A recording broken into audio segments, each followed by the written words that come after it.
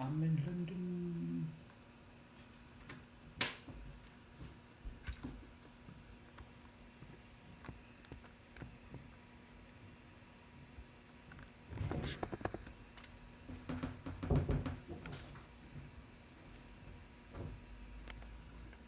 You're live. I'm going live. What's up? You're live? Yeah, but come on. Fuck, sorry. I don't know if I'm just not seeing it.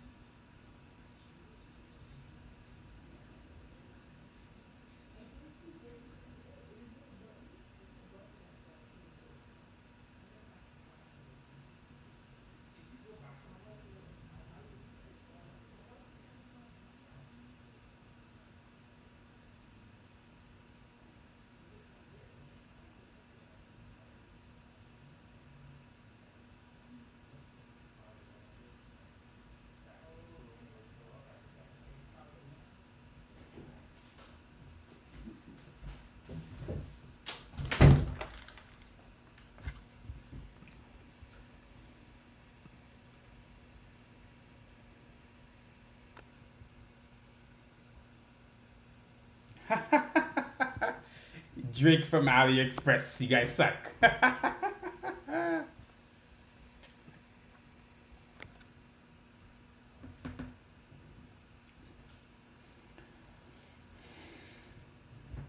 What's up, guys?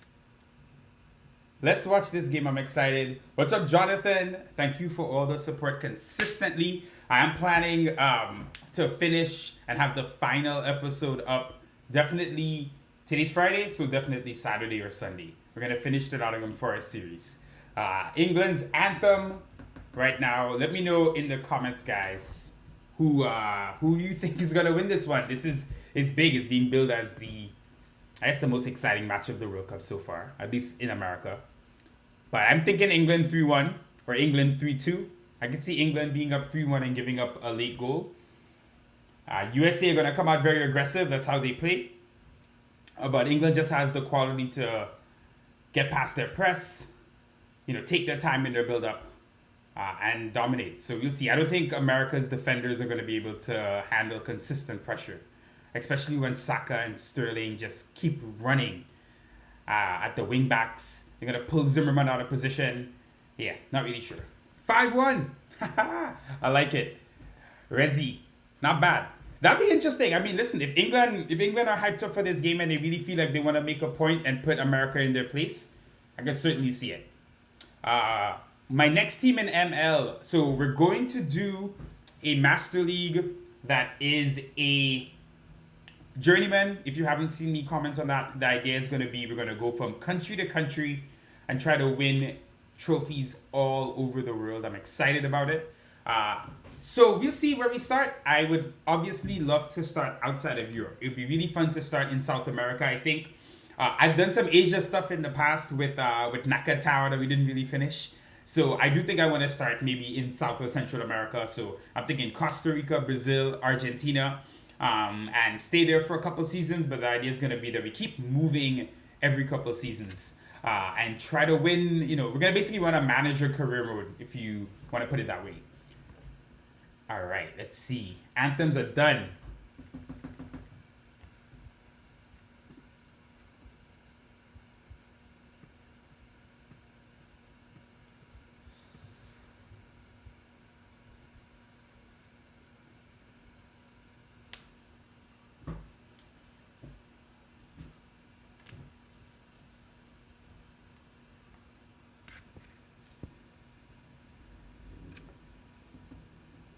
Football or soccer? Martin Lopez says, come on, soccer. It's funny because in Australia they call it soccer as well because they have Aussie rules football. So people tend to say it's only America, but they do it in Australia as well.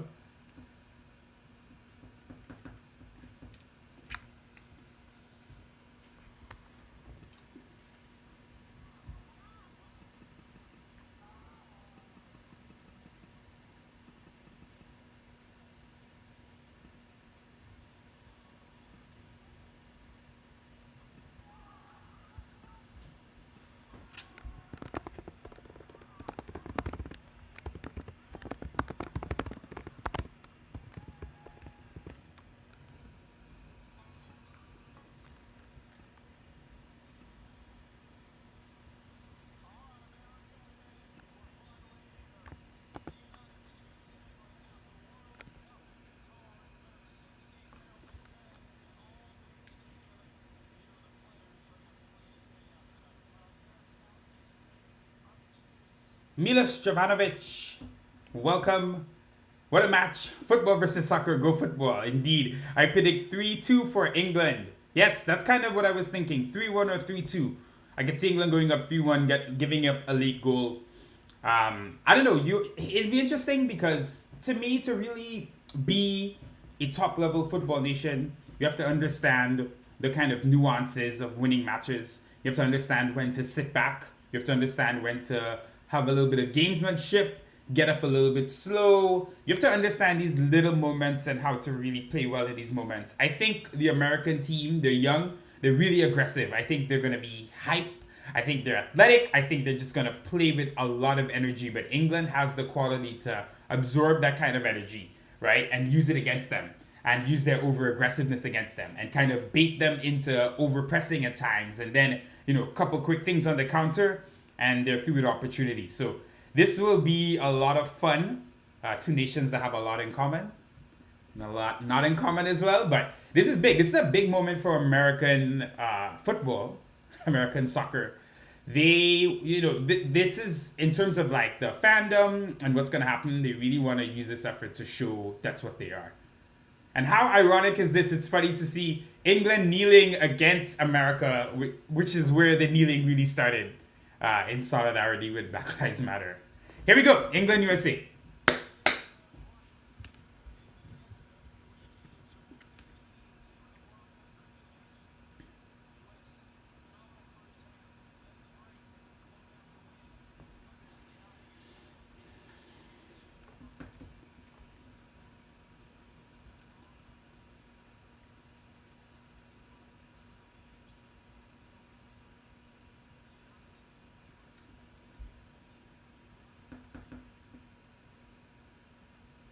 Ooh!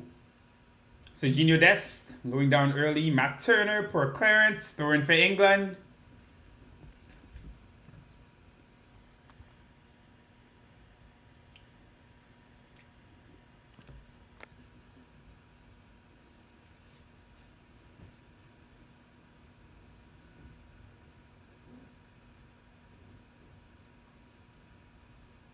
Ooh.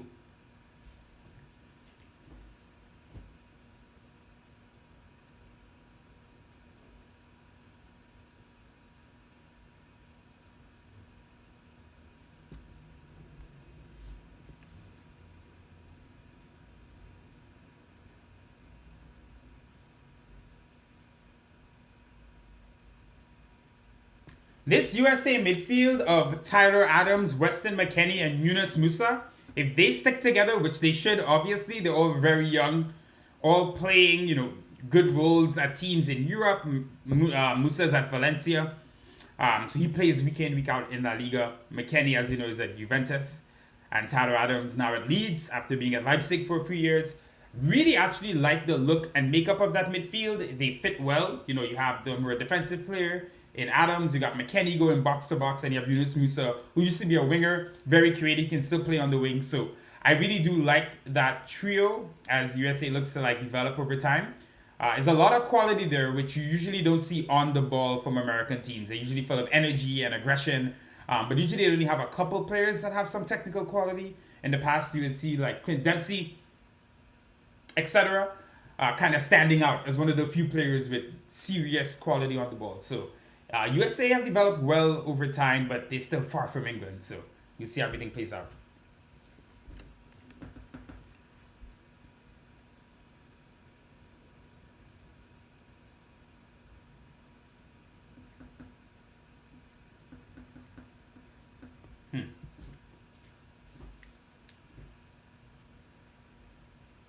Interesting too to see what happens on the final match day.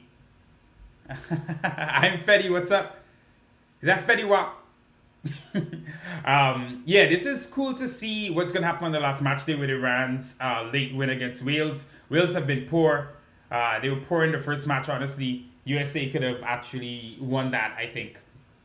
They played better in the second half, but even today against Iran, I do see Wales. Well, let's see. They have a final match against England, which will be a bit of a derby, so anything can happen.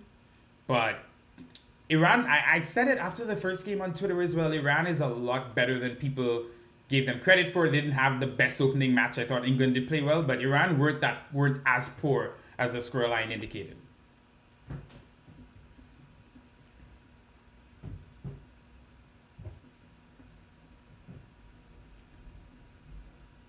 This might sound blasphemous, but I think it's a blessing in disguise for England that they ended up having to go with Kieran Trippier. I think at the international level, he just makes a lot more sense for their team, even if he's not, as good as Kyle Walker or Trent individually. I think Trent just defensively, he's just not giving us, he's not giving England enough there, especially for the international game. In Liverpool setup, it works at times. As you see, this season hasn't been as great. Midnight, Wolfie, where's the game? I can't show the game. I don't want to get copyright and shut down. Unfortunately, I can't show the game, but I'm sure you guys can find a stream somewhere. The Ghana loss, yes. I agree, man. I agree. It was not a penalty. It was not a penalty. Now, I will say this. If you want to look at the totality of it, Ronaldo, the goal that he scored, I thought was soft. So I do think in that sense, kind of made up for the foul that they called on him when he kind of pushed the defender off. Yes, he did, but I thought the contact was minimal in terms of how the defender reacted. So I could argue, that goal was cancelled out by the penalty. But yeah, it's such a shame. Inaki Williams, let me tell you this. I watch a lot of La Liga. He slips all the time. Inaki Williams is known for getting in great positions, making excellent off-ball runs, finding himself in space, doing smart things, and then getting into the box and slipping, finishing poorly, making a wrong decision. That is exactly how he plays. He's kind of a hit or miss type of player. He'll create a lot of chances, but he's just not someone who's clinical. So the same way it happened there, right? He did really well to get the ball. The keeper wasn't thinking. Diogo Costa, I believe. So, he messes up there. Inaki does well, but then he slips at a crucial moment. If you ask fans of Athletic Club, they will tell you this is what you see from him often. What's up, Kojo? How you doing, bro? We're just talking about Ghana, Portugal. I feel like, to be honest, every year Ghana's in the World Cup, they always end up in a tough group, in a tough situation. But that's because Africa qualifying, and I've said this a million times, is the toughest qualifying in world football. It is insane that 54 nations, you pick 5 teams, but how it works out is that the group winners, right? It's 10 groups. And if you win your group, you play another group winner in a playoff. So I think Senegal had to play Egypt to make it to the World Cup. It's ridiculous. You look who's not in the World Cup from Africa, right? Senegal not there. Egypt's not there. Nigeria's not there. You know what I mean? You imagine, next World Cup cycle, when they move to 48 teams, they will have 9 teams potentially from Africa. So I'm excited for that because you're going to get to see a lot more quality teams there. But it's kind of crazy that, you could be a group winner and still have to just play another strong group winner, and then one of you is out the World Cup. It's been like that for years, so things will be changing for the 48-team World Cup, which I was just looking into. It's going to be interesting. 48-team World Cup, 16 groups of 3. That's what they're doing. So, yeah, we'll see. Anyway, Musa on the ball here in midfield. Yeah, Fetty knows. Shout out to you, man. I think a lot of people don't know. People don't pay enough attention to African football. So, obviously, they may not really know as much. But I've actually been to Africa. I went to Kenya. And I saw a local Kenya Premier League match like 6-7 years ago. So, I want to go to Africa again in the future. I definitely want to go to Ghana, Nigeria, South Africa. Hopefully, I want to start going to games in different countries. So I'm thinking, guys, I want to start doing. Kojo wants more face cam. I will do more face cam, guys. But I'm gonna do some new stuff on the channel, I think. So I'll do some face cam stuff, especially when it comes to my player. I'm gonna play some FIFA my player stuff. So I'll do face cam for that. For Master League, I might start doing some face cam, maybe in between games. But for the games, I like, the fact that you could watch my games, and I really want to make it look as realistic as possible, like you're watching on TV. So with my face in the corner, it's not exactly accomplishing that. But, we'll see, the channel is going to develop, and we'll do a lot of different things here. I'm going to try to get you guys more involved and see what you guys want and what you like. KG game so far, England sitting back. So, not too expansive yet. I live in New York. I live in New York, but I was born, so I'm American, but I grew up in the Caribbean. So I don't really support America in any sport. I just like pay attention to what's going on. But if I had to support any country internationally, it would be Trinidad and Tobago, which is where I grew up. But my mother is English. So my mother was born in London, and I was born in America, but I don't support either America or England. But the team and for the World Cup, I would say I'm really looking forward to seeing Spain play more. I think they were incredible. Okay, here's Bellingham. Here's Jude. Saka. Back in. That's brilliant. Oh, that should have been a goal. That was excellent football. That was good. That was quality. Kane, it's affected by either Zimmerman or Ream. I couldn't tell. Good football. They just sliced the USA apart then. That's good defending though. Zimmerman who is the one who fouled what's his name? Fouled Gareth Bale in the Wales match. But he is he's solid. Like he's the only starter I think playing in the MLS, but he is a solid defender and he did play well in that match outside of that foul. But England beginning to turn up a little bit and show their superiority.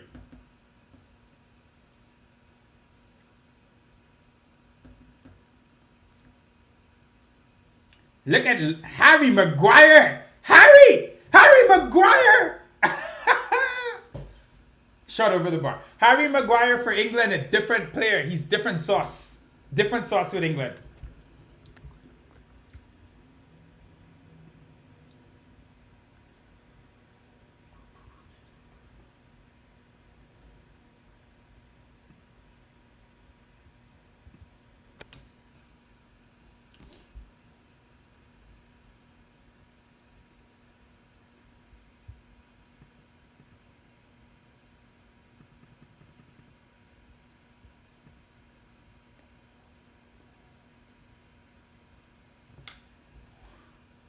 All right.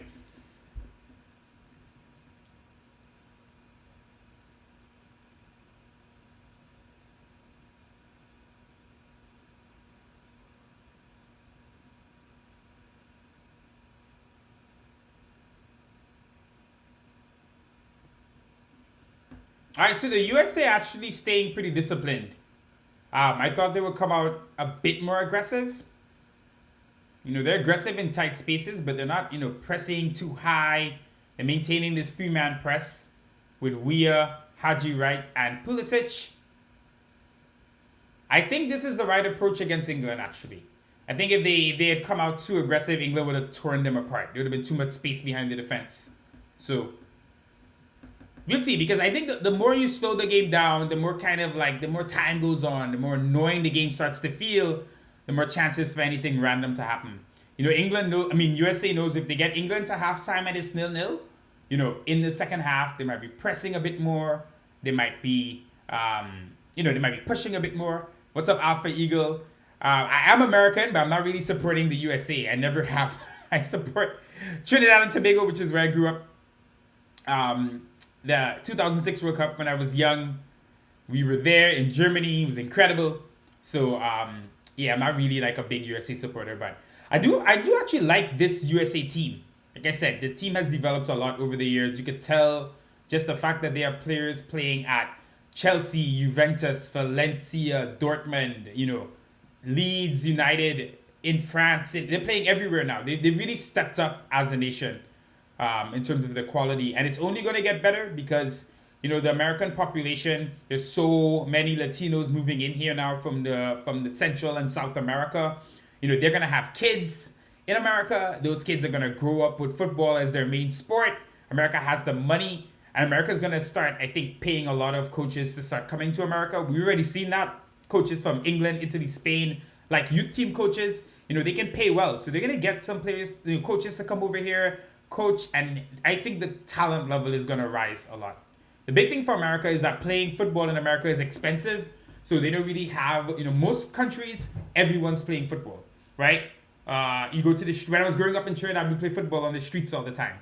But in America, that's not really the case. So if America can start getting the youth really playing football, they would get even better. Saka in! Ooh, Harry Kane. Looking for his Richarlison moment.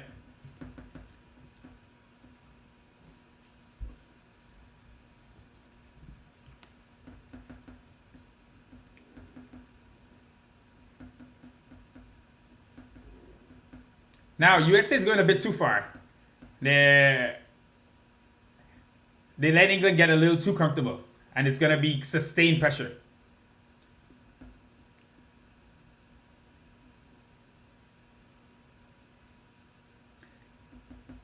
Big up from England, thank you, man. Yo, you might have missed earlier. My mom is from London, so I rock with England big time. I'm heavy into UK rap. I love UK rap, so I'm a neutral in this one. I want to see what happens, but my prediction was 3-1 England or 3-2 England. So we'll see.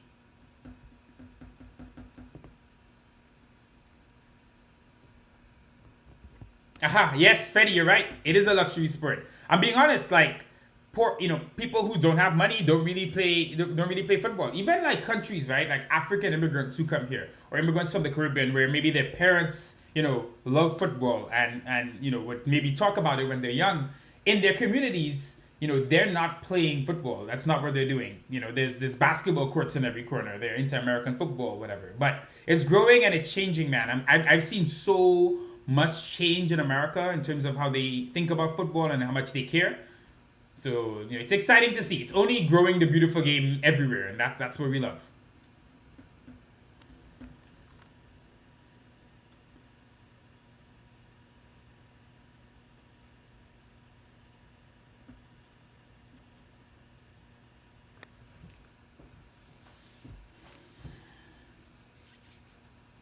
62 to 26% possession. It's not looking good so far. All right, Luke Shaw.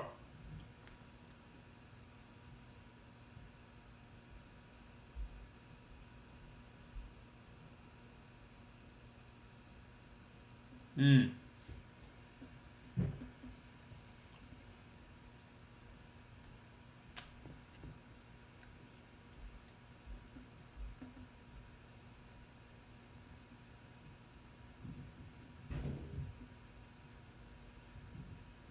We need a goal in this game. Either side, it'll really open things up. Haji right? Not bad. Not bad. Good run by Anthony Robertson. I feel like Pulisic should have played him through on the wing instead of cutting back inside. But not a bad chance in the end. This must be why they also started Haji Wright. He's good in the air. A lot more simple, direct football than playing Josh Sargent. Also, potentially, England would have prepared more to play against Sargent as he plays in the championship, I believe, for Norwich. So they would have seen him more. Hold up, guys. Gotta come off screen for a second. I'm sorry, Tracy wants to know what was she sent it out before you started. Ooh, the page. Yeah, just text her. Yeah, okay.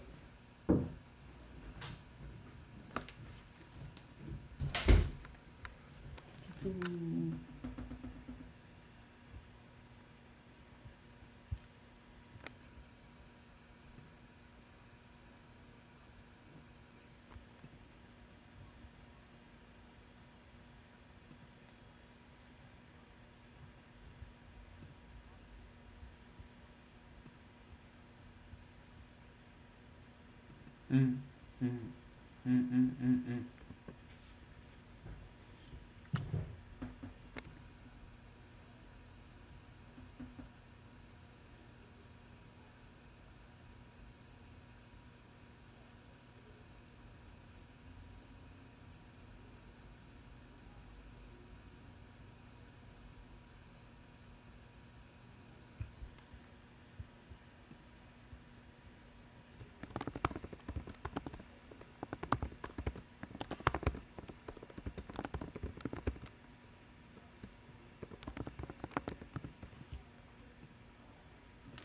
Which team do I support in the Prem? I don't really support any team in the Prem.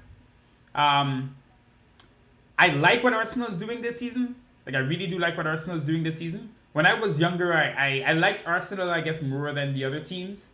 I loved how they played at the time in the Prem. They played very different to a lot of the teams in the Prem.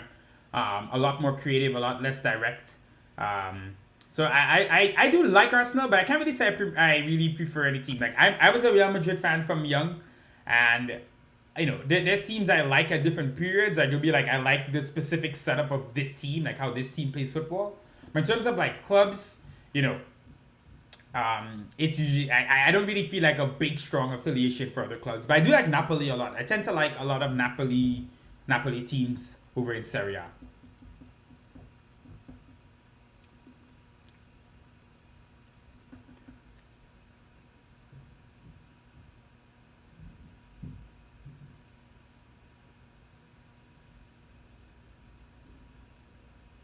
Oh, okay.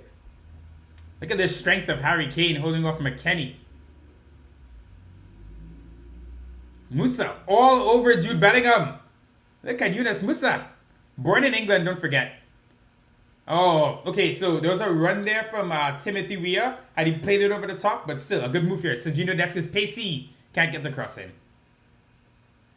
You have to at least get something in there. Musa is everywhere. Be interesting to see if Valencia can hold on to Musa after this tournament. I think it's best for his development right now, actually, because he's getting to play week in, week out in a top league. But he's going to be in high demand. He's going to be in high demand.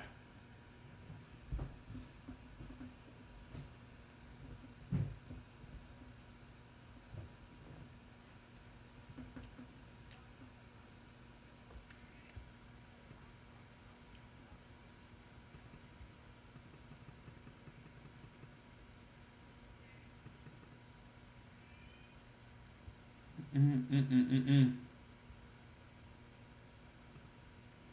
Mm, mm, mm, mm, mm, mm, mm.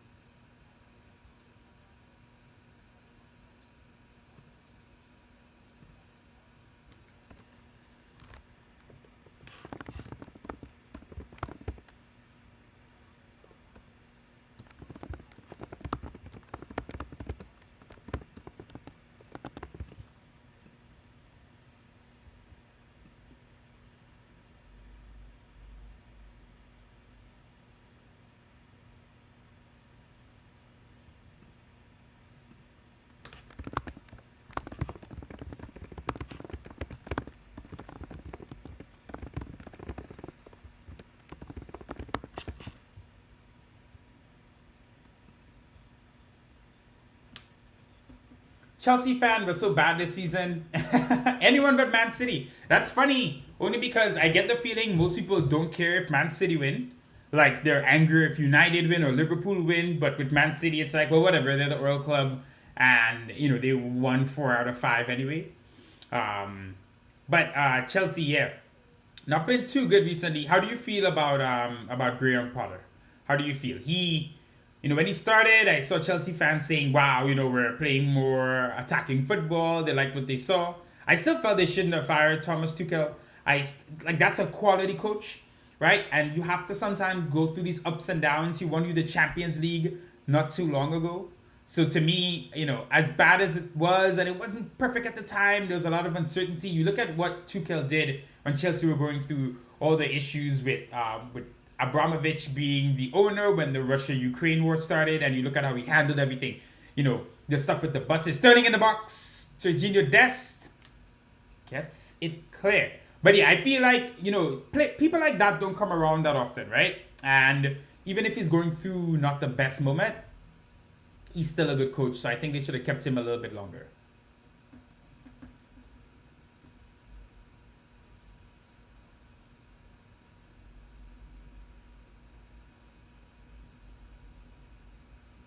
All right, 24 minutes in. USA holding on.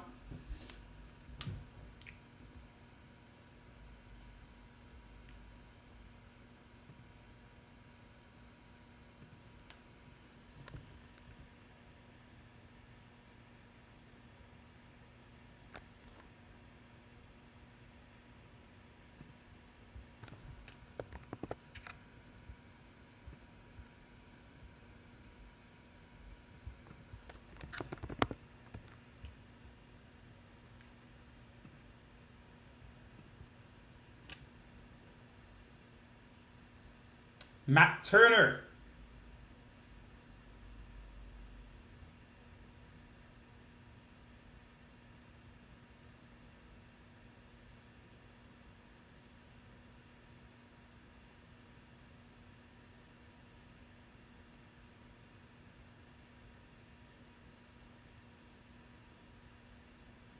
McKenny.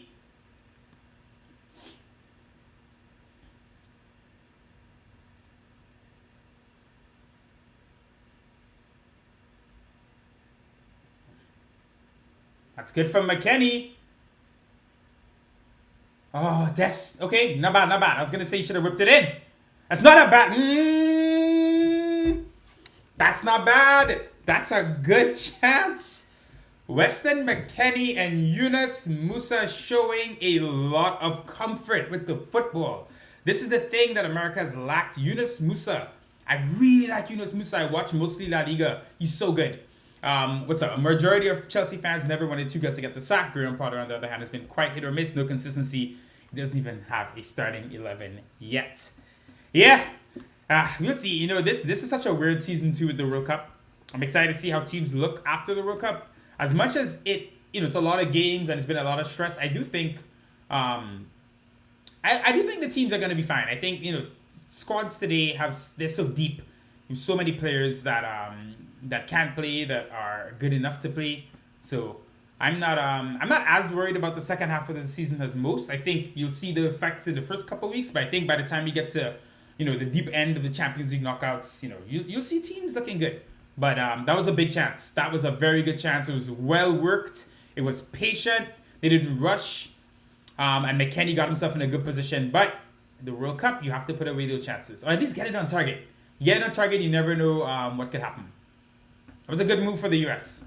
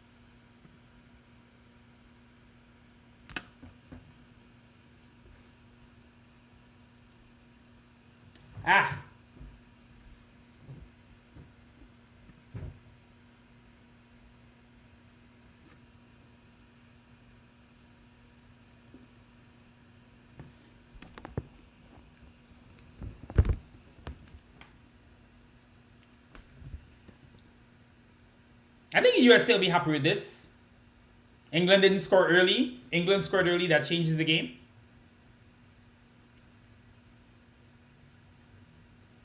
All right, here's McKennie. It's getting active on the wing. Weir's trying to stretch the defense. Hadji right through the middle. Look at McKennie traveling with it. USA are growing into this game. That's a good pass by Robinson. Ooh. Okay, they're growing into this game. Musa, take a strike. Hey.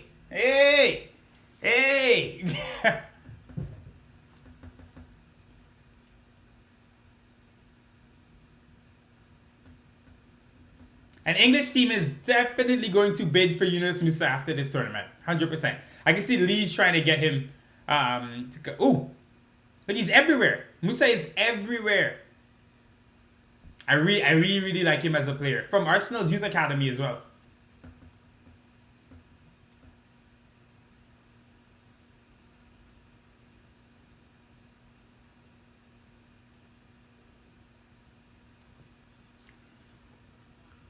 Nice from Declan Rice there.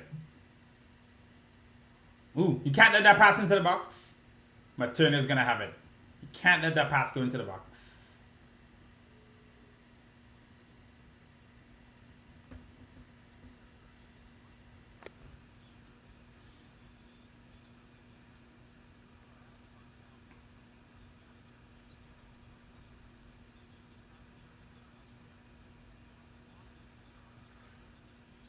Look.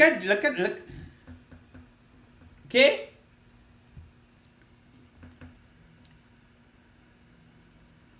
$74.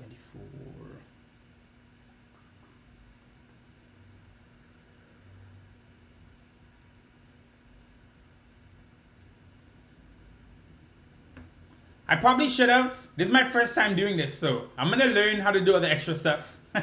I just was gonna watch the game and I've been watching every game, so I'm like, why not go live? Talk to the people. I'm gonna do the whole thing in the background, I'll see, but I'm definitely gonna add more stuff if I keep doing this. But you guys can let me know too if you want me to do this. If you like these live watch alongs. USA commentators are so angry. They're saying there should be 2 yellows already. I do agree, at least one of these could have been a yellow so far.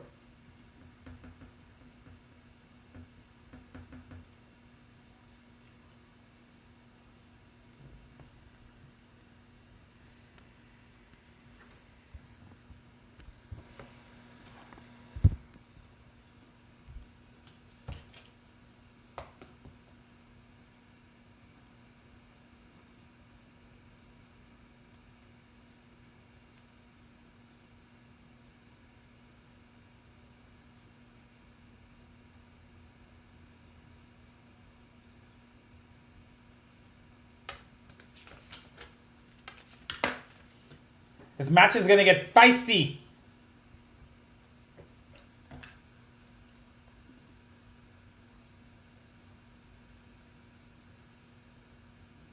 One thing, Weston McKennie does not back down.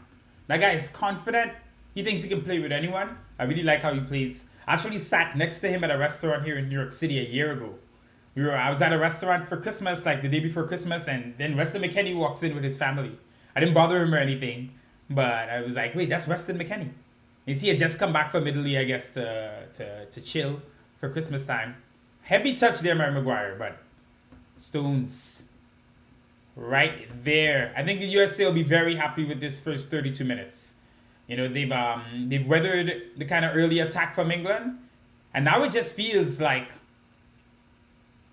a midfield battle. Like now they're getting stuck in. Oh, McKennie, Weston McKennie. That's a nice turn. He's playing really well. That's a good Yunus Musa.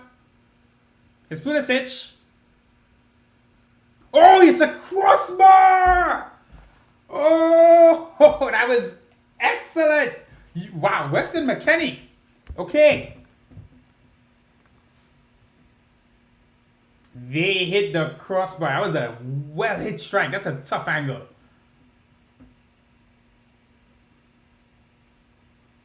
It's a good hit. That's a good hit. Whoa. All right, this match has been very interesting so far. Weston McKennie, you can see he is here to show he belongs. He's not intimidated at all, and both him and Musa have been excellent so far.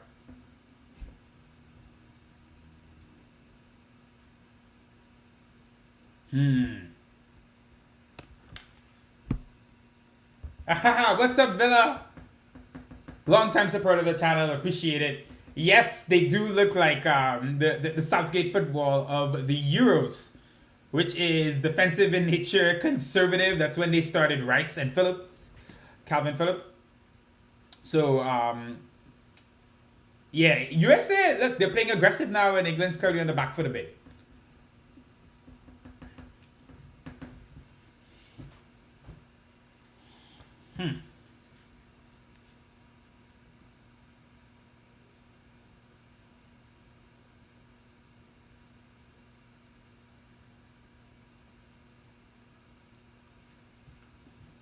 All right, this is going to be a short free kick. It's going to be a couple quick touches. Touch and then hit. I knew it. I knew it. Dest. Good job by Dest. To keep it in. And Haji Wright clears. All right.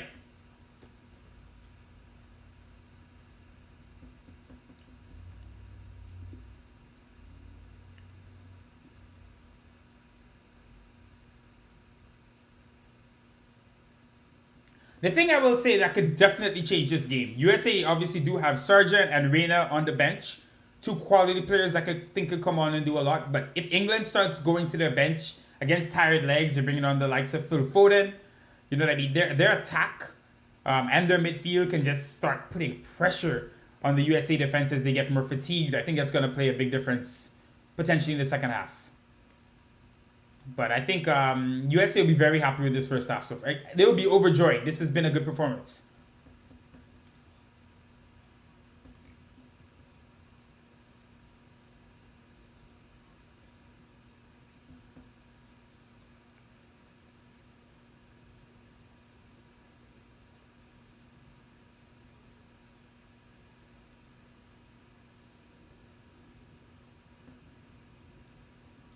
Fully agree, Fetty. Fully agree. England have, after their initial early pressure, they definitely let USA get involved. And that's where they are now. Oh, that's in! Jude almost gets a flick onto it. Bellingham. There's Raheem. I feel like someone's going to get fouled in the box right now. Luke Shaw gets it back up. Mason Mount tries to get it back in. Harry Kane is there, but so is Matt Turner. AIM is asking for a copy of PES 2021. For PS4. I don't have it. I do not have it. Are you on PC? Are you on... Did they stop? They totally stopped sales, right? You can't get it anywhere.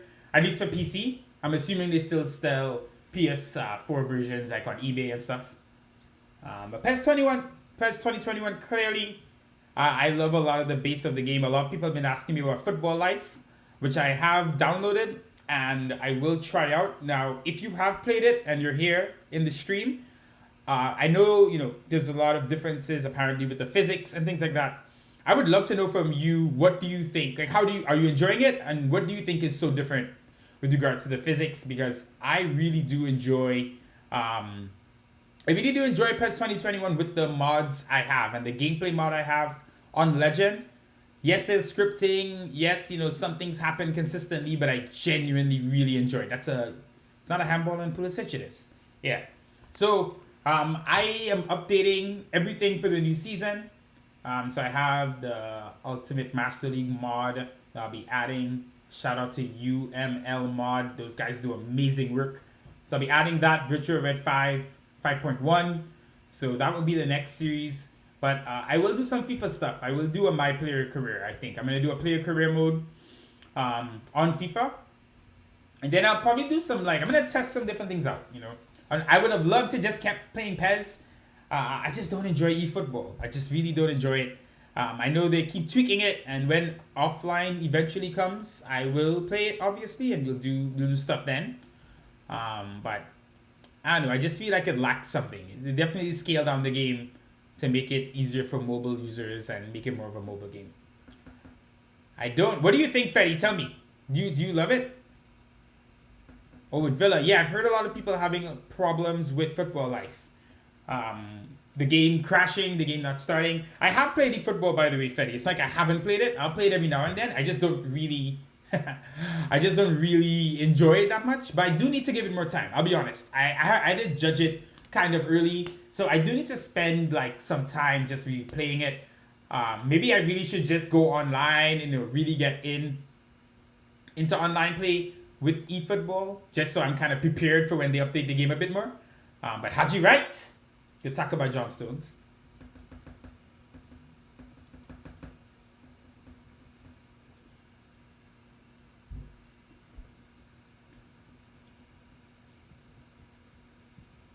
Corner here for England, 39th minute. A set piece, anything can happen.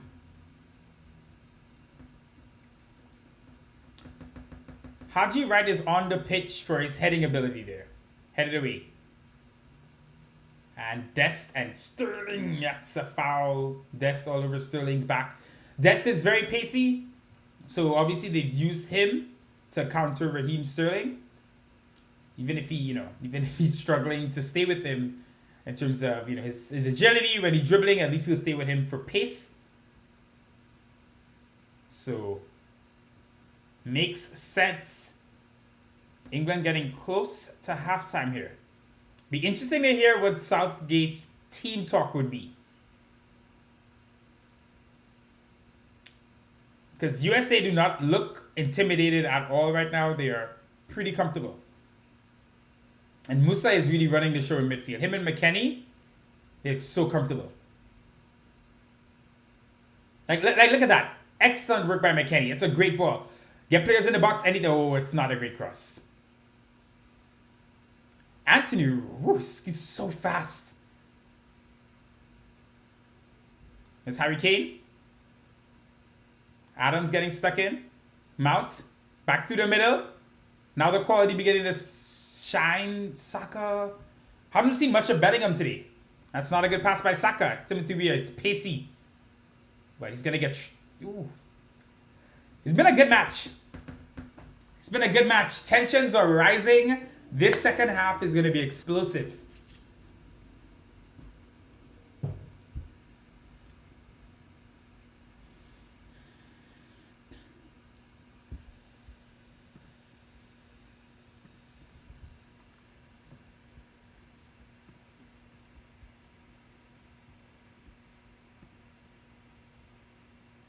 Good football again. Haji Wright's having a great game. Should you know this? No.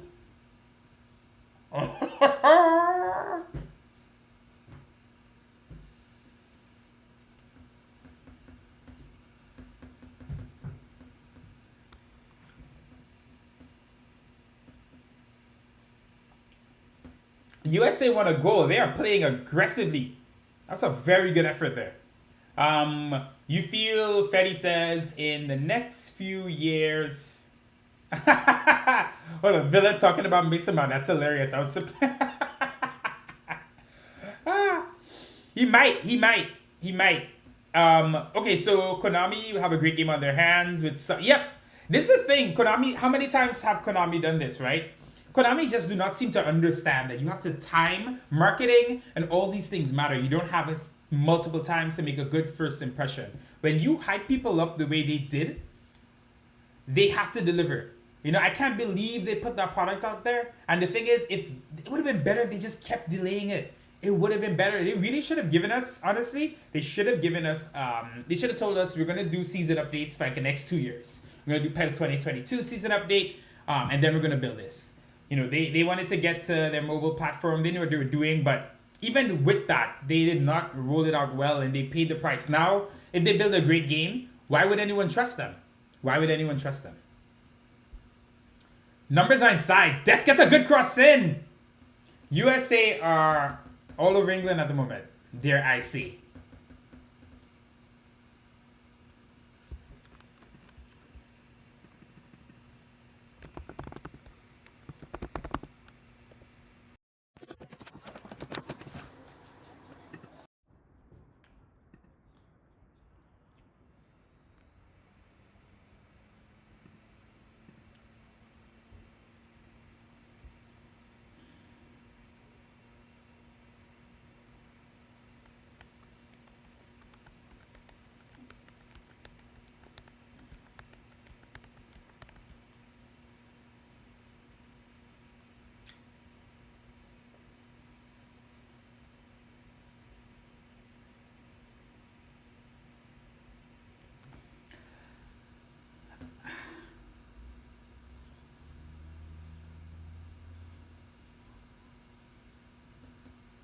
USA are not intimidated in midfield. They're really putting pressure on England. Adams, McKennie, and Musa again.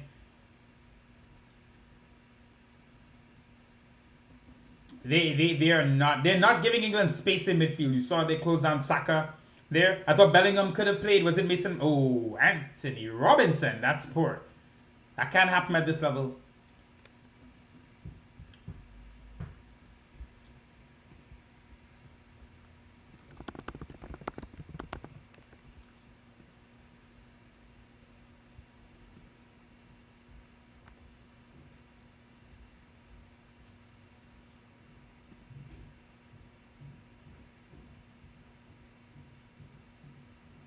Oh, space here for Jude. Ah, not a bad cross too. I did think Bellingham hesitated a bit. I thought he had an inside track to cut inside there. Oh my God, Luke Shaw. Oh, Shawberto Carlos. Shawberto Carlos. That was brilliant. That was brilliant. You need to go back and show that. He nutmegged him as well.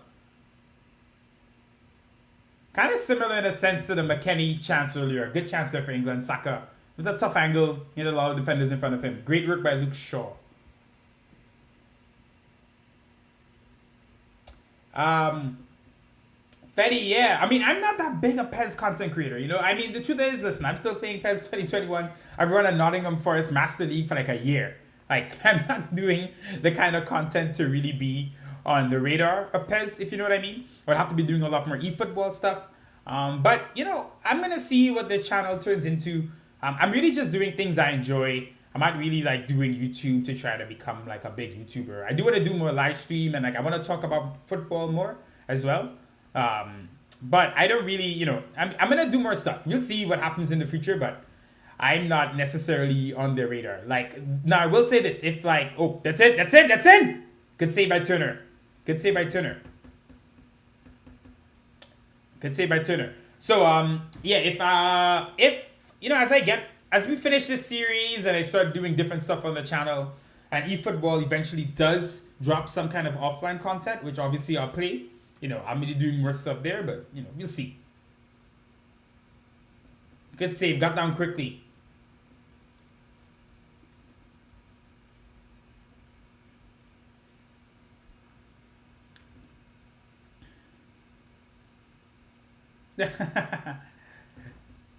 Mason Mount. I feel like when Mason Mount's getting criticism, he always happens to score or do something well. Well, heavy criticism. Let's see. England will be disappointed. Well, somewhat disappointed.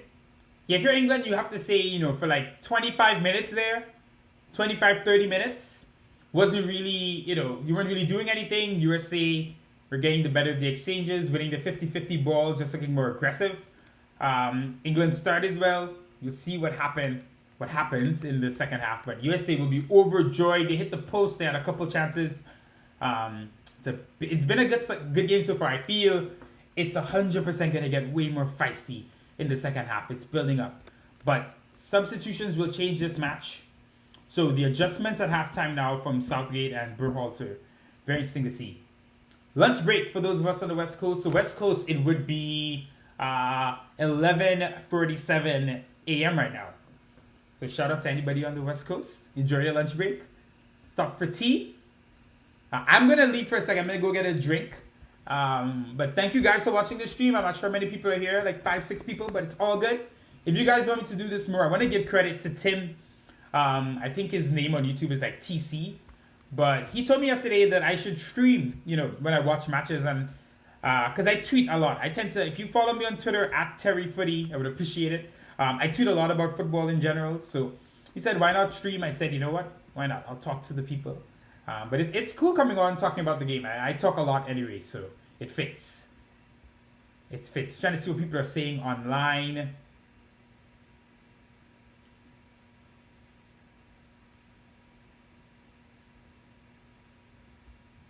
Everyone's pretty impressed with America.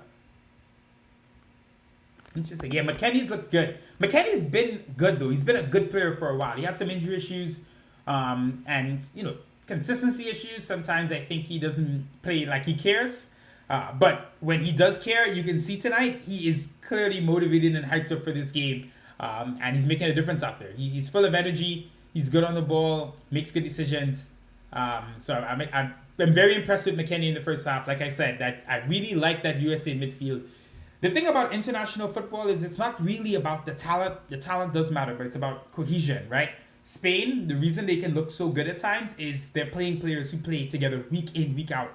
When you're playing against a country and you're running out a midfield of Pedri, Gavi, and Busquets who play together at least twice a week for at this point, you know, a year plus.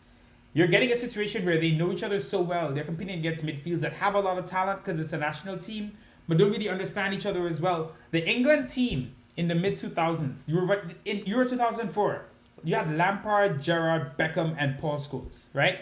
Obviously, insane amount of talent, but that midfield just did not work. Lampard and Gerrard never really worked together, which is why they put Michael Carrick back there once they got to World Cup 2006 and started playing five in midfield with Wayne Rooney alone up top.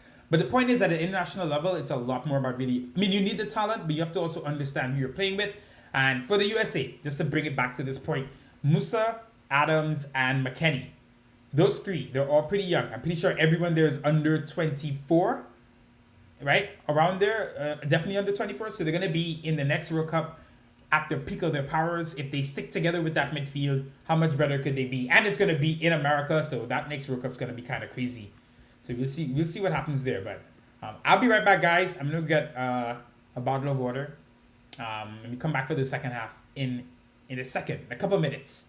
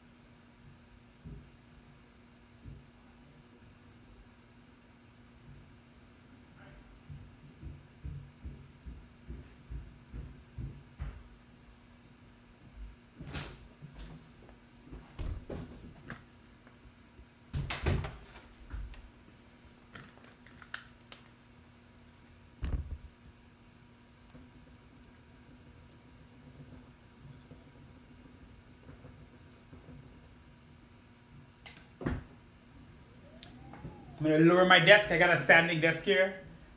But I stood for the whole first half. I'm tired now.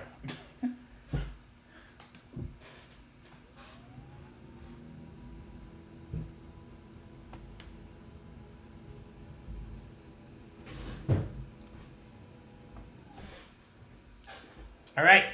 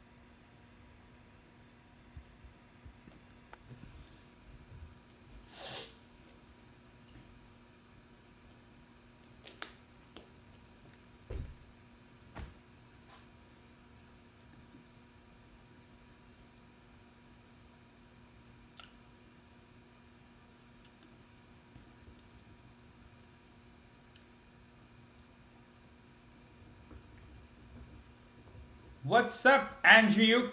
Or is it Andrew UK? I never know. But yes, it's been a good match so far. It's been a good match. England started well, but they let USA into the match a little bit, and the US midfield has been very good. I just tweeted out that USA have to keep Adams, Musa, and McKennie together for the next 8 years.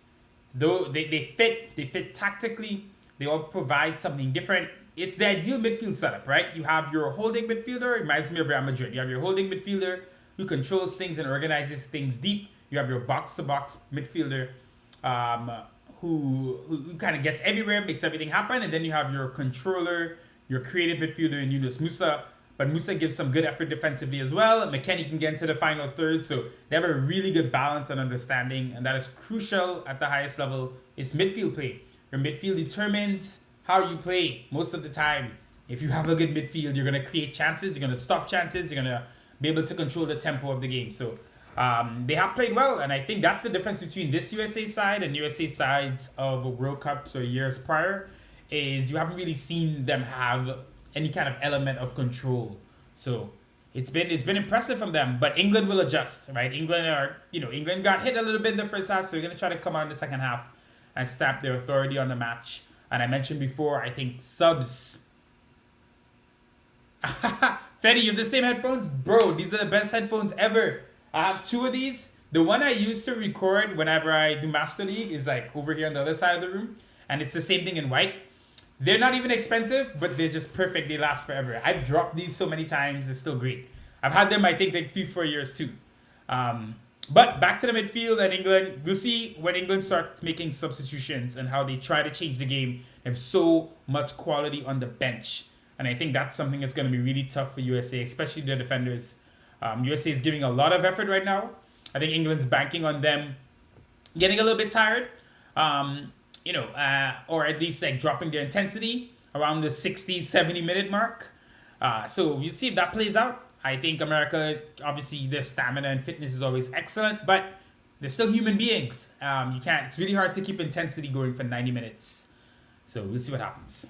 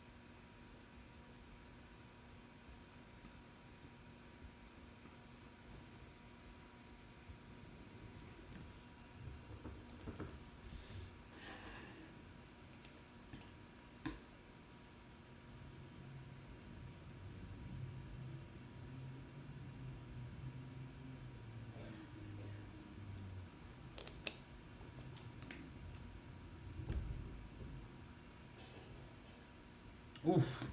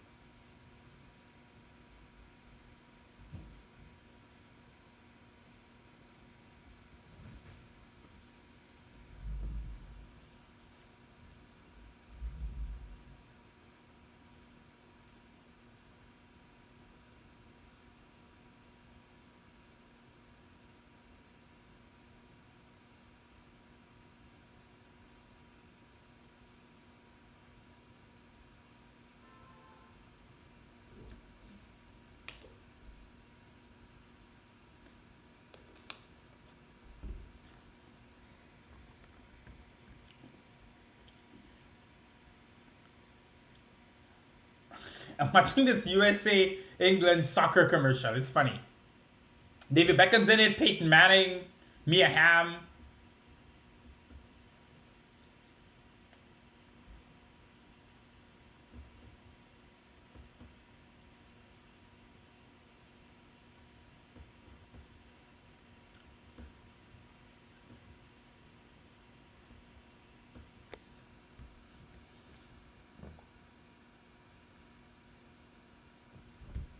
That was a good ad.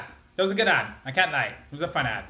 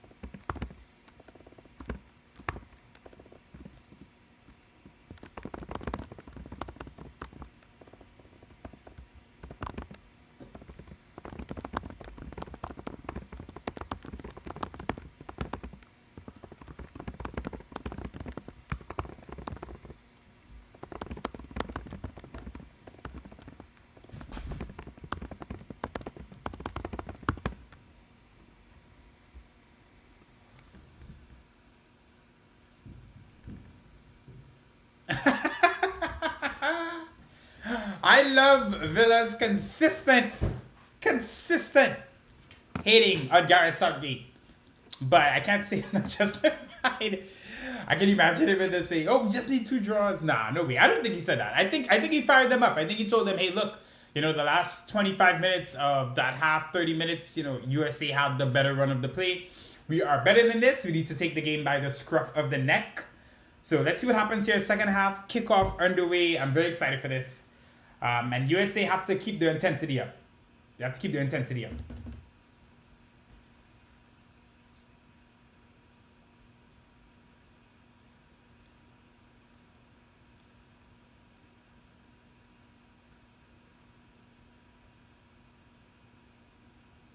I don't think that's a foul on Jude. Switch it, Musa. Yunus Musa! Could have been a better ball there into space, to be fair. Robinson had to come back. But Musa, he's gliding in midfield. Yunus Musa is so comfortable.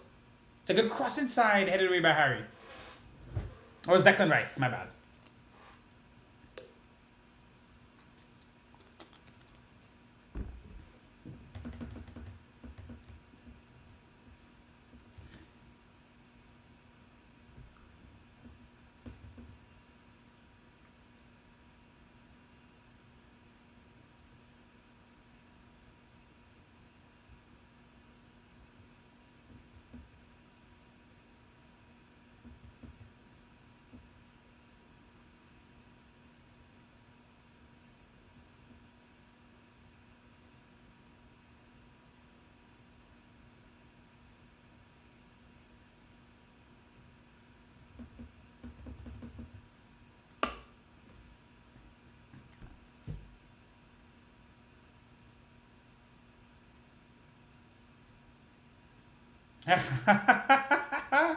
Zimmerman. That could have been something.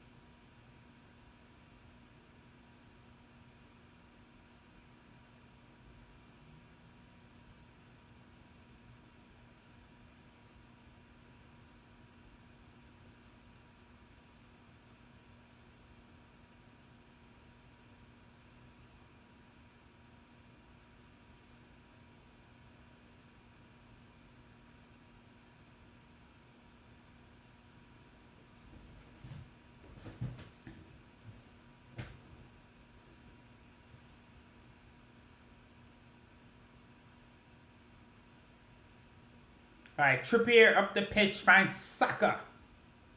Trippier overlapping. Oh, it's a good idea. It was the right idea, but now Trippier is out of position.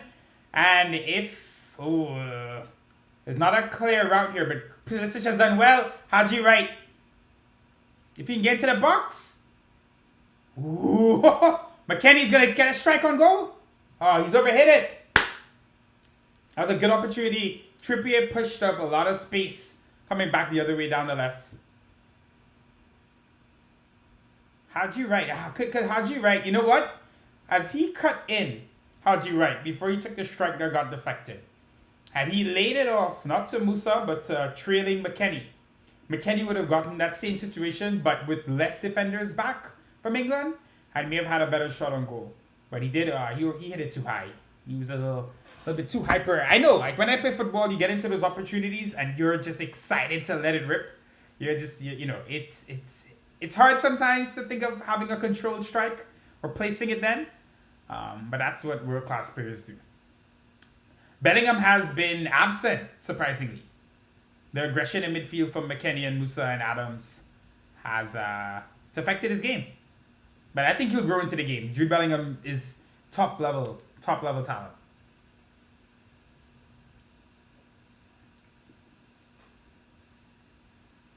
Raheem. Oh! Really, really good pace. Robinson is extremely quick. Most teams, as Raheem Sterling turned there, most teams would not catch Raheem Sterling at that point. So that was incredible. They're very by Robinson to track that and get in there. There's so many international matches you've seen where Raheem Sterling the game's kind of cagey, nothing's going on, and Raheem Sterling does something quickly. He's always been very good for England. He's very good at international level. So good tracking by Robinson there.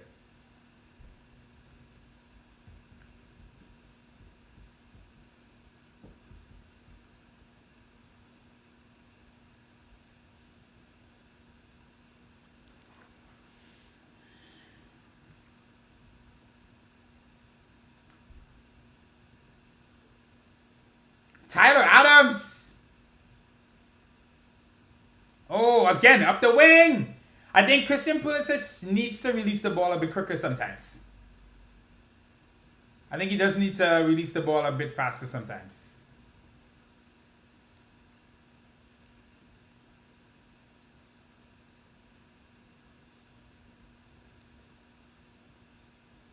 Poor pass. That can't happen. Who? Was that Zimmerman or Ream? You just can't at this level. You know, you're recycling possession. You kind of have England on the back foot on the counter at times. You're just switching a simple switch over to Serginho Dest. It's on the ground and you overhit it. That can't happen. You can't concede possession so easily. They get it right back. Talking of conceding possession easily, Pulisic should have switched it. And Robinson's out of position. Big chance for England. Saka's on the break. England have to make this count. Tyler Adams. That's excellent defending. It's excellent defending. That is excellent. He really is a captain, isn't he? I'm impressed with Tyler Adams. His leadership, he's been like that since young. I was a little bit surprised when he got the captaincy for America, but he's leading them. He's playing hard. He's playing maturely. So really impressed with that. There's Maguire. England are looking vulnerable on the counter. They certainly are.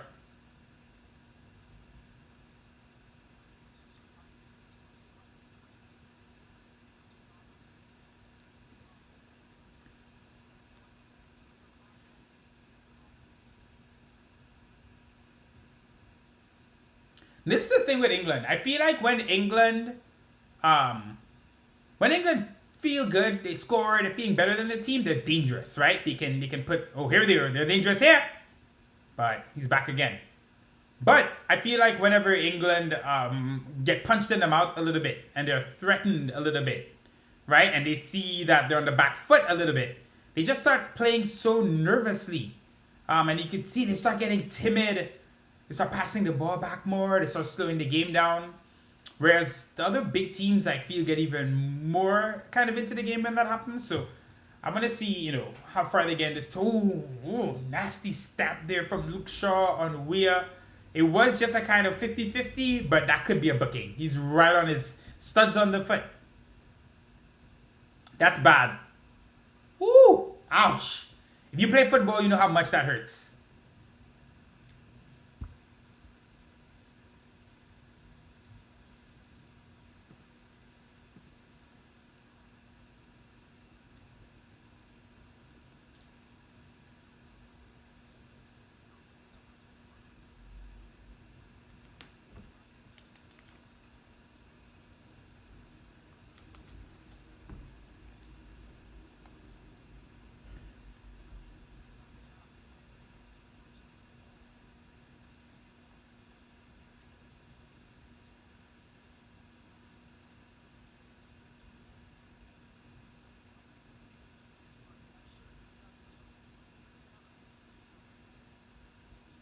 The USA commentators are definitely building a narrative that they're building the narrative that the ref is being a bit unfair.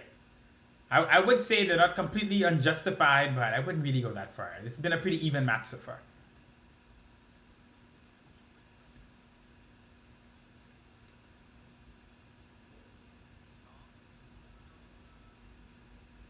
Harry Kane, nice! Good footwork in midfield. It's Mason Mount.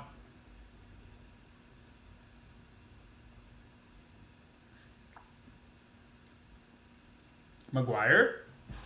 John Stones.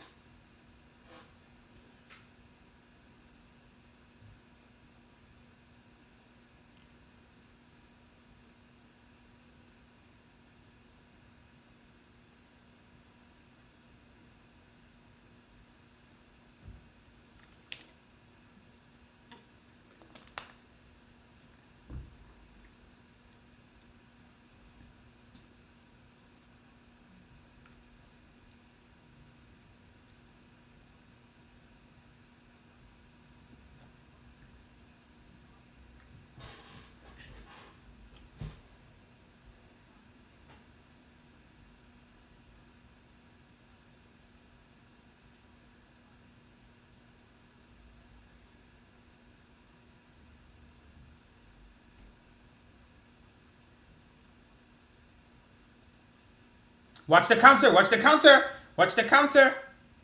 It's good work. But they call a foul on Saka.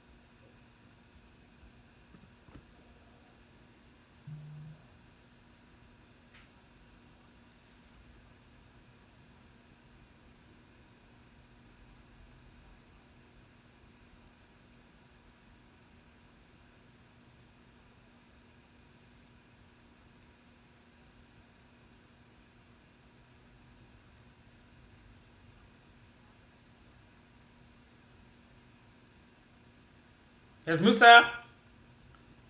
McKennie. In good positions, Timothy Weir. Good kabam. It's good football.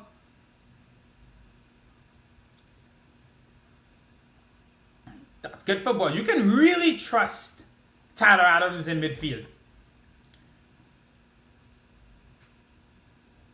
Oh yeah, some of these refs. Unfortunately, that happens in the World Cup because it's the World Cup. They're gonna have refs that aren't up to scratch. I can't remember which match it was yesterday, but they had one of the MLS refs that gets a lot of shtick in America for not being a good ref, and he's at the World Cup. So it does happen. Fun story is in the 2002 World Cup, Japan-Korea, a Trinidad and Tobago linesman was the one who called out when I think it was hold up. Here's USA. Kasim Pulisic again. You get a corner? You will get a corner. Yeah, so in the 2002 World Cup, Japan, Korea, Spain, South Korea, I believe this had to be the round of 16, I believe. No, the quarterfinals. I think South Korea, Italy was the round of 16. Regardless of which round it was, they had already gotten through Italy with a bit of cheating, and against Spain, the ball was called. The linesman called the ball out when it wasn't out, I believe, and Raul, I think, didn't get the goal he should have gotten. But the linesman was from Trinidad, so I remember being very embarrassed when I was a kid. But wow, Zimmerman. Musa's called for the foul there.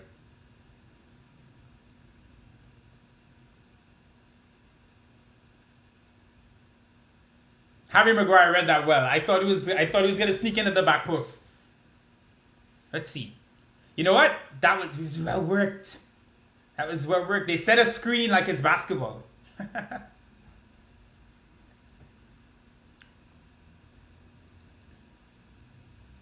Harry did really well there.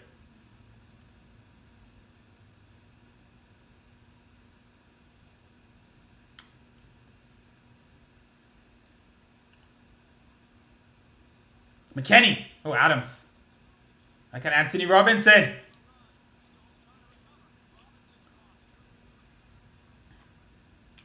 They're playing really well. They're playing really well.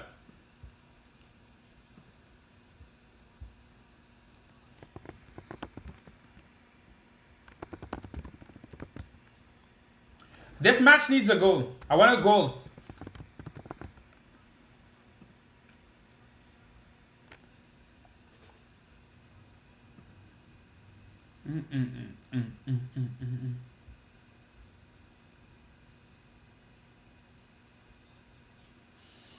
Whew.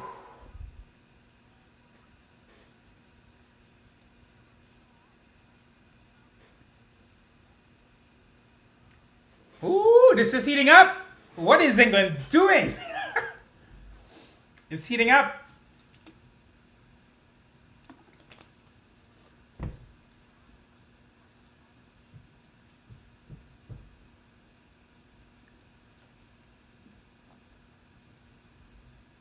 This is a big moment for the USA. They need a goal during this sustained pressure. They need a goal during this period of sustained pressure. Are they going to do the same play? Harry Maguire again. That's a very good pass by Tim Ream. Pulisic has to do better there. He has to do better there.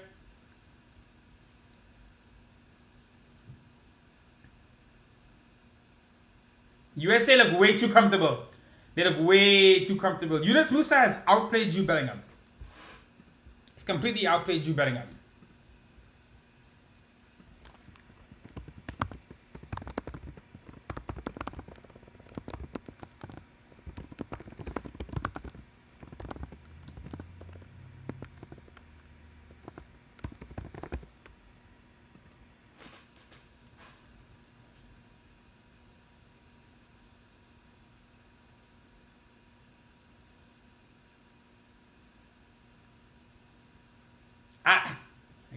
Yunus Musa.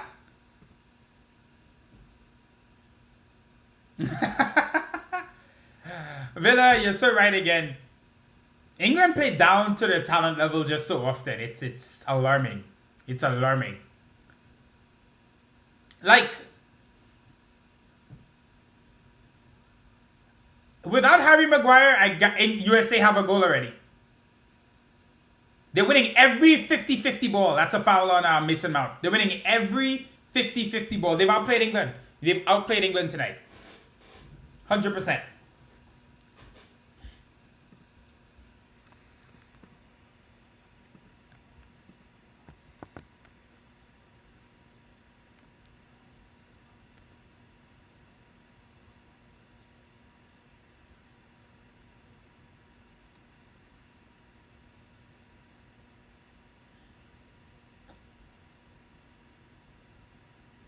England fans are not happy reading the comments online.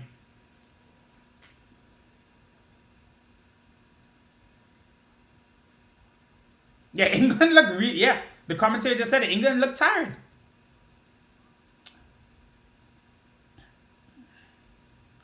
That's a corner.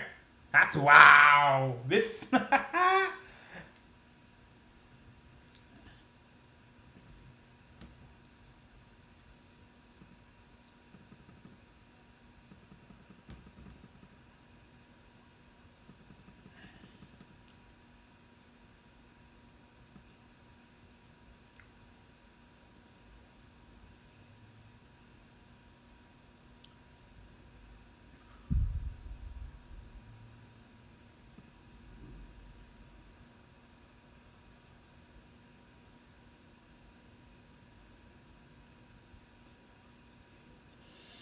Pickford all over the place.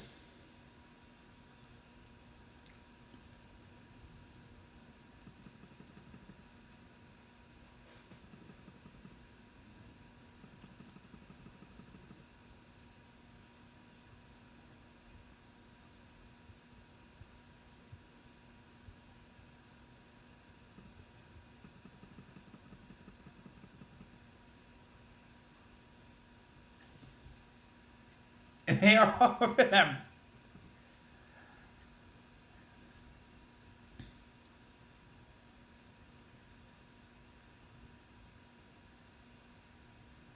USA physically, literally, look on another level to England at the moment. They're playing with more energy. They're playing more confident. They're winning every 50-50 ball. England look rattled. So we'll see. They're winning the midfield battle. Clearly, it's not even a contest at the moment. And Gareth Southgate needs to make a change. I think he's going to bring on Jordan Henderson. Well, he's going to bring some energy, but wow, Jordan Henderson. I mean, I guess some organization in the middle. Maybe he'll help calm things down. We'll see. I was thinking that Foden needs to come on. But Villa, you're right. Maybe Southgate's saying let's get a draw and get out of here and play Wales.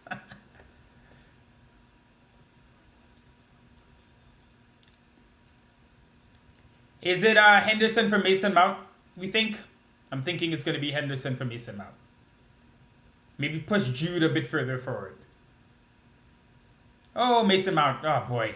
I saw someone just tweet, I want to start a Mason Mount hate club. Jack Grealish is coming on.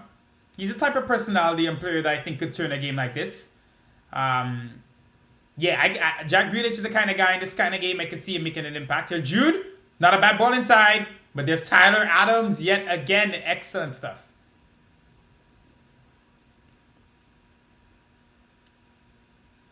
And Turner's there. I've been talking about the USA midfield today. Keep forgetting that Brendan Aronson. Brendan Aronson is also... Look at McKennie. Yeah, Brendan Aronson is also a big talent playing for Leeds United now, doing really well. So, potentially, he is going to end up in this midfield. USA have a lot of options in the future. We'll see what they end up doing. They could do a 4-man midfield. They could do a diamond like AC Milan used to do in 2003-04, where it's like McKennie, Musa, Adams at the base of it, obviously. McKennie and Musa on the left and right, and then you have Brendan Aronson in front. So interesting to see how they develop. As Robinson again, he has been a challenge today for Saka and Trippier to deal with. Just good pace.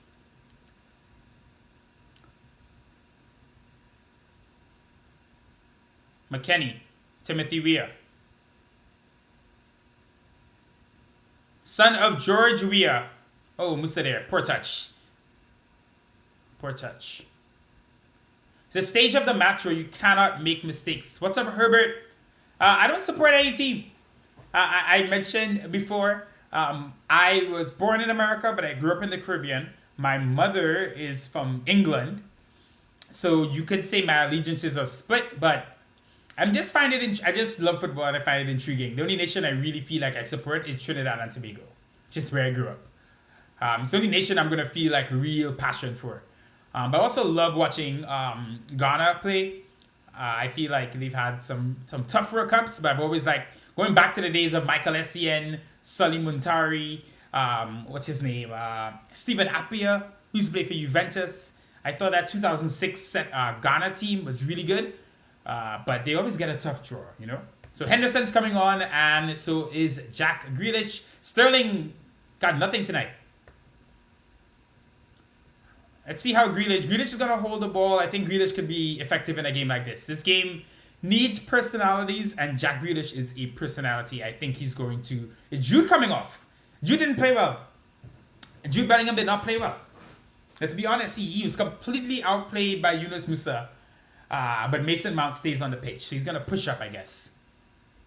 Hey, yes, Sweden. Yeah, we drew 0-0. It was a big deal for us. If you could imagine what it was like in Trinidad when we drew 0-0, the fact that we're playing against the likes of Zlatan Ibrahimovic. He was there back then. They used to have this winger, Christian Wilhelmsson, Kim Kallström. What other Swedish players can I remember? I was like the Sweden team. I like Christian Wilhelmsson a lot. I used to play PES 6, and he used to have the secret. He could do not a robot. He could do a flip flap, elastico, and it was a secret skill that only him, Ronaldinho, and a few other people could do. So I always like Christian Wilhelmsson. Kim Kallström, I thought was a big talent. Just dealt with too many injuries. But yeah, that 0-0 draw against Sweden was a really big deal for us. England's gonna take one moment. Freddie Ljungberg, of course, Freddie Ljungberg, of course, at the red mohawk back on that old Arsenal team. That's one of those players that Freddie Ljungberg, Clarence Seedorf, these guys never get spoken enough nearly as much as they should. These were very good players back in the day. Billy, you're right. Yep, as you said that, Jack passes the ball back to Maguire. But yeah, Jack Grealish, I still think mistake for him personally to go to Manchester City. He's going to get his accolades. He's going to win trophies. That's excellent. But the kind of player he is, here he is now on the ball. And he's in. And he's dancing. No foul. But yeah, Grealish, he's an individual player, right? He has individual quality. He's a creative spark in a regimented system like what Pep has. Pep obviously allows creativity, but Pep allows creativity within the realms of what he's trying to set up. Grealish to me is just like he's a throwback to a lot of playmakers from the past who just personalities with the football, like Juan Roman Riquelme. You know, these type of players, I think he needs to be unshackled. That's not like some deep take. I think a lot of people agree with this. But sometimes you neuter these players, right? When you put them in these kind of systems, you don't really get to see the players they're meant to be. So Jack Grealish, we'll see what happens with his career. Matt Turner, he's brave. Good ball by Adams. Dest, good trap. He has to get up the pitch. Mason Mount is with him. Is that a throw in? Which way? Herbert, if you're here, Herbert, who is your favorite Swedish player of all time? Let me know. Yeah, I support Real Madrid. No, it's a very not unique, but I'm a big fan of Spanish football. I started watching Spanish football when I was a kid, and it's like I love Raúl. So I've been a Madridista for like a long time, 20-something years now, since I was a kid. But I like, I was talking earlier. I like teams around Europe, of course. I really love Real Sociedad and Athletic Club. I think they really represent so much that's right about how football should be played. They play good football. They look to possess the ball, play well. But obviously, as Basque teams, they incorporate a lot of their youth team. And Athletic Club, it's only the youth team. I just really love that in a world where there's so much money being spent. And obviously, as a Real Madrid fan, clearly that is slanted towards money. I know what Real Madrid are. But I love seeing teams that are about the city. I love Villarreal as well. I really like watching these teams, and I like seeing the team spirit and the city that gets behind these teams. I really love it. Brolin, I do not know who Brolin is, and I feel like I do know a lot about football. So Thomas Brolin. Wait, let me see. I know his face. I definitely know his face. He was with Parma. Oh, Parma. Parma had such an excellent team back in the day. Okay, tell me what kind of player was he? Was he like Jari Litmanen with Finland? Was he a creative force? Was he like the Laudrup brothers over with Denmark? Well, really more... the better one was Brian, right? Yeah, Brian was the better one. I'm pretty sure. But what kind of player was he? I would like to know. They said he was a midfielder and a forward. I definitely know his face, but I really don't know much about him.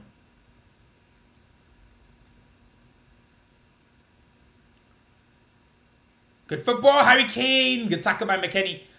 Just speaking on Swedish players very quickly. Oh, wait. We are on the break. I had the name in my head. Henrik Larsson. Henrik Larsson. See, you should be upset that I don't know. I'm surprised I don't either. Okay, the 94 World Cup is really, really shot. Okay, I'm going to look into him a bit more. But Henrik Larsson is who I wanted to bring up. I think he's never spoken about nearly enough. What he did with Celtic in the early 2000s, and then later on, he had later in his career, he had some time with Barca and Man United, was a good player off the bench. But I think he's someone who would have been a much bigger star today. I think he had a star quality about him as a finisher. He was really exciting. So I like Henrik Larsson a lot. And he's one of those players that I think did not get... Well, at the time he did, but to younger fans today, they don't really hear as much about him as they should. As they should. Nice dribbling and passing. Okay. To be honest, I'm genuinely pretty surprised I don't know much more about him. Like I said, I recognize the face, but the name immediately didn't ring true for me. Just I don't really... I'm surprised. I'm surprised because I pay a lot of attention to football and try to know a lot about most countries, I really just love the game. All right, here's McKennie. I wonder when England... Well, Pulisic... Again, I can see Pulisic getting a bit tired. I think Reina should come on soon. I think USA will need a sub. Grealish beginning to get on the ball a bit more here. So, here's Mason Mount on the left. I sense USA may be getting a bit tired. So they need to be sharp here. This is a very crucial moment of the match.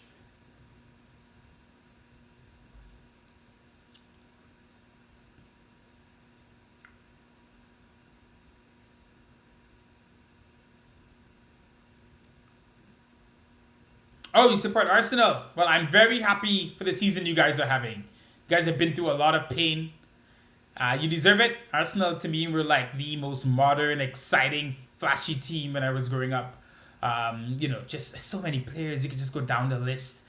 The way they played football was so refreshing in the Premier League at the time. I used to watch the Premier League a lot more back then. But yeah, so very happy to see. And what's really great is even through Arsenal's down years, they've really kept the same theme of how they play football. And now it's been successful. Arteta's built something really good. So we'll see if they can hold it for the second half of the season. That's a good ball in. And Robinson has it. USA way too pinned back. They need someone to relieve this pressure or it's going to break them. Good. Smart to get it off of Saka there. USA, no subs. They have to be making a sub soon. Yeah. Oh, Brandon Harrison's been waiting, they said. Okay. So he's going to come on, I guess.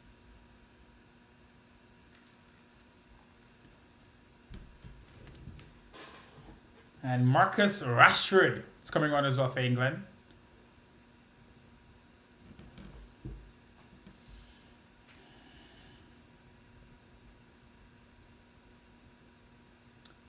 Nice. I actually, Herbert, when I was in London a couple of years ago, I did the Emirates tour.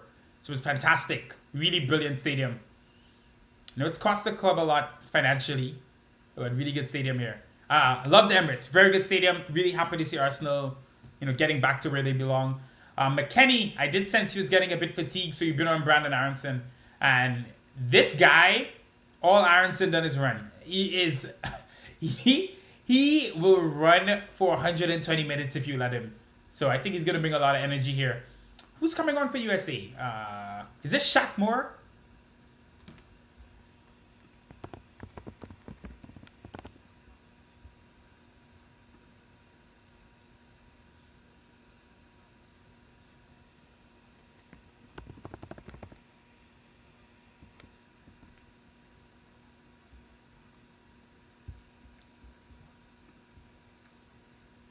By the way, Shaq Moore was rumored for years, but not many years, but that he would play for Trinidad, where I grew up, my country. But he ended up obviously picking America. But I think he has Trini parents. So I remember there was discussion of, might get this guy Shaq Moore. I don't know where he plays now. He was playing in England. Oh, sorry, he was playing in Spain. I remember he was playing in Spain. and now he's okay. So he's actually in America. He's playing for Nashville. You want some classic content? Okay, thank you for letting me know. I the reason I haven't really done as much classic content is I've been doing this Master League with Nottingham Forest, but I do want to do classic content. And once I update my game, I'm gonna do some fun things. What I do want to do, guys, is I want to download the PES 2006 mod for PES 2021. I know you guys might have seen it. They've completely here's USA. That's a bad pass by Pulisic. They've completely restored PES 2021 to PES 6. So it's PES 2021, but the squads, everything is from 2006. So I've been wanting to do that and do some really fun stuff with that. I need to see what space I have on my computer, but I will do some more classic stuff. Thanks for letting me know. Even some one-off classic things where like I bring a modern player into today and see how they perform. So I'm gonna experiment with that. Thanks for letting me know. You guys want to see some more of that on the channel. 10 minutes left. Is this gonna be a draw? USA will be very happy with a draw. Honestly, I think England would also be happy with a draw. But England should not a good performance at all. USA have been better than England today.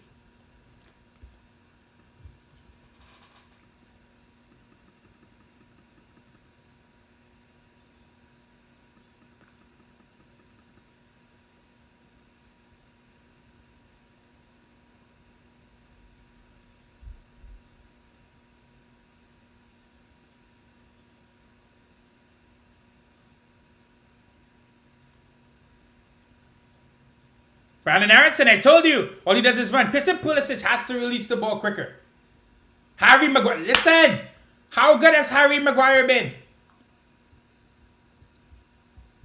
How good has Harry Maguire been? Yes, imagine that Milan team, right? Though by 2006 Milan, that would have been the year that they beat Man United in the Champions League. I remember because Ricardo Kaká scored one of my favorite goals of all time at Old Trafford. He nodded the ball between Gabi Heinze and Patrice Evra and then calmly slotted it in. Well, actually, Heinze and Evra ran into each other as well. It's one of my favorite goals of all time. Ronaldo scored, I believe, at the other end. I actually think United won the leg in Old Trafford, but I think AC might have won 2-0 back in Milan. But yeah, very good AC Milan. That's the diamond, the Christmas tree. Carlo Ancelotti. That's Gattuso, Pirlo, Clarence Seedorf, Kaká at the top, Shevchenko and Inzaghi. They had John Dahl Tomasson, the Danish striker, on the bench. Really good Milan side. Ball in, Matt Turner. Oh, he held on well. I do play football in real life. I haven't played in like a year now, which is bad. But normally I play in like leagues around here. This jersey, it's not Tottenham or anything. It's actually the team I was playing with in like the NYC soccer league. So, but I need to get back to playing. I gained like 15 pounds from not playing, so I need to get back to playing. There's nothing, I'll be honest, there's nothing in life that makes me happier than playing football. When I'm on the pitch playing football, 6-a-side, 7-a-side, I can genuinely tell I'm happier than any other time. So I need to get back to playing soon. Oh, it's a foul.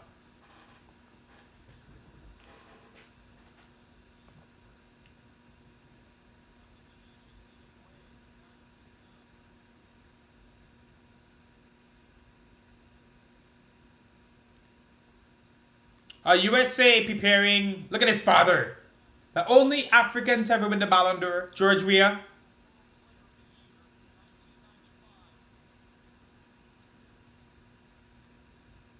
Josh Sargent. Oh, Gio Reyna is coming on as well. What do I think about the World Cup in Qatar? Well, do you mean with regards to everything else going around the World Cup? Because obviously, we've known for years though that there are issues with this World Cup. FIFA is corrupt. There's a documentary on Netflix now which really kind of goes into it. But this is what we know. This is, this World Cup shouldn't have happened, right? But we're at the point now where, we're here. But that's FIFA. I think putting this on the federations and the players is wrong, because in my sense the pressure should all be on FIFA. And I feel like, to be honest, I know a couple of years ago some federations mentioned maybe sitting out. Had they really banded together and said we're not going to this World Cup years ago, right? Then you wouldn't get to the situation now. That said, I'm telling you, I'm seeing a lot of Islamophobia that's being kind of hidden under just criticism of Qatar and the human rights abuses, which I also don't like. Not so. I feel the whole thing. It's been exhausting, honestly, kind of going back and forth on a lot of these things. But that's kind of my thoughts on the World Cup. In terms of on the pitch, it's been cool so far. It's been good. I think World Cups usually they pick up during the second matches, right? So during the second matches and the third matches where teams need results, you start seeing kind of more aggressive football, more expansive football, and more drama. So I think between now and like the end of the group stage, we're gonna really see this World Cup, like what it's really gonna be. But my favorite World Cup ever is 2006. I think that's 2006, 1998. But I was really young for 98. So as much as I kind of remember, and I've watched a lot of documentaries and highlights of it since. There's a lot of goals, by the way, in the 1998 World Cup that are totally underrated, that are incredible. But 06 to me combined multiple eras. Like you have, like the beginning of the Ronaldo Messi era, you have the end of like the Zidane era, you have R9, Phenomenal is there for Brazil. There's so many players, just a complete mix. So I think it's one of the coolest World Cups in terms of the players there. I think player for player, it's one of the best World Cups ever. And on the pitch, it was really exciting as well. I think USA 2026 is going to be pretty good. You'll see how this 48 team World Cup goes. It's a lot. It's a lot, but it'd be fun to see a kind of expanded World Cup. I just don't like 16 groups of 3. I think that's what they're doing. Yeah, we'll see. FIFA will make the World Cup 2 years and 70 teams if they could, because they just want more money. This is heading for a 0-0 draw.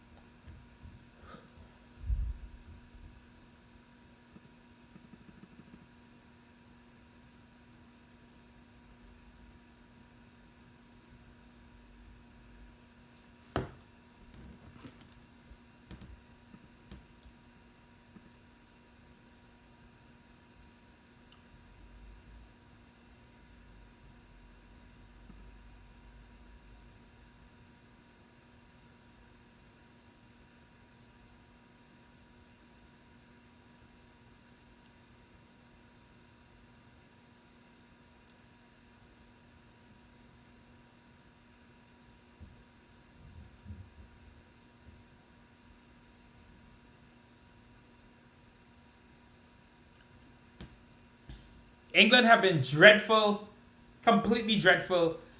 Oh, that's a good ball from Kane, though. That's a good ball from Harry Kane. Marcus Rashford. Here's Grealish. This would be cruel to the US. It's a good back heel, though. Yeah, what is Rashford doing? Marcus Rashford is... What is he doing? What was that?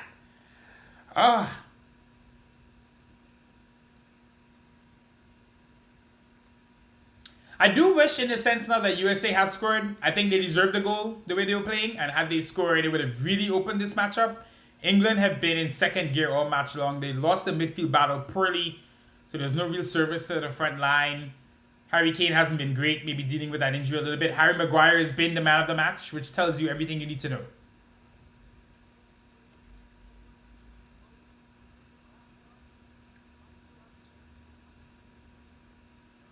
Aronson. Musa.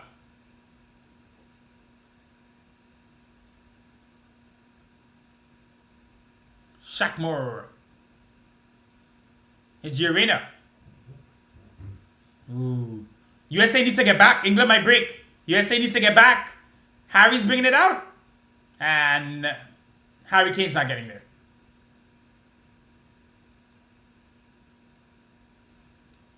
Turner does well. Shaq Moore goes back. Matt Turner, what are you doing? Oh, here's Musa. You know what? Oh, here we go. Josh Sargent. Gio Reyna is at the back post. It's inside. Christian Pulisic. Switch it wide. Oh, Brendan Aronson. Shaq Moore. There's a chance for America. It's back inside and it's cut out. Jack Grealish. Back to Pickford. He's gonna. I knew he was gonna. That's Jordan Pickford. You let Pickford clear the ball, he'll do it every time. Matt Turner is Matt Turner is having fun.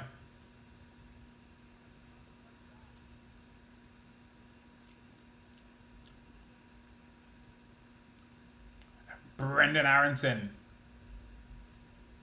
Hey guys, if you're still on this stream, I'm not sure how many people are still here. I gotta check YouTube.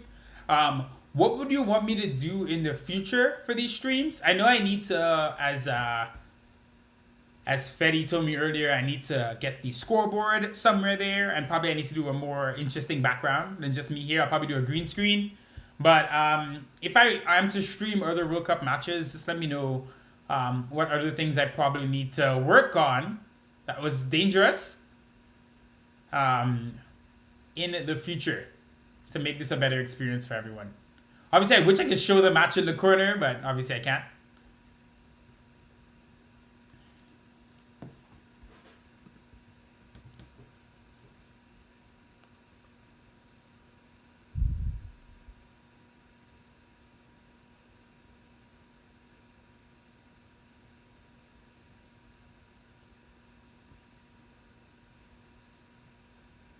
Not bad. Good header. England could still nick this. England could still nick this. That's the crazy thing about this. Even with all this done, England could really still pull off an upset. Oh, I said an upset. Not an upset, but you know what I mean. England could still get something done here.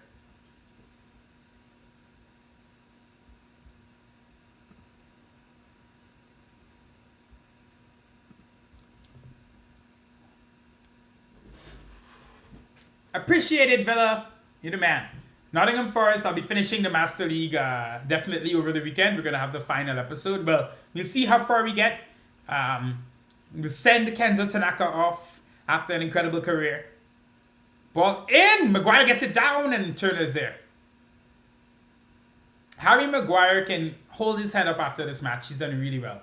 How the F is Mount still on? How? Doesn't make sense.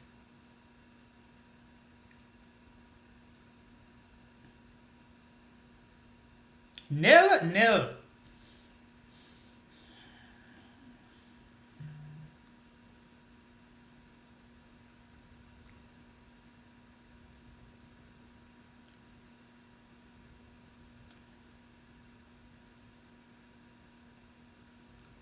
USA, Iran is go. That's a bad pass. That's horrible. You can't make those mistakes. But it's Mason Mount, so that's not a foul. That's not a foul. Oh, it was Grealish. It was Grealish. I don't think that's a foul. I don't think that's. Let me look at it again. Let me see.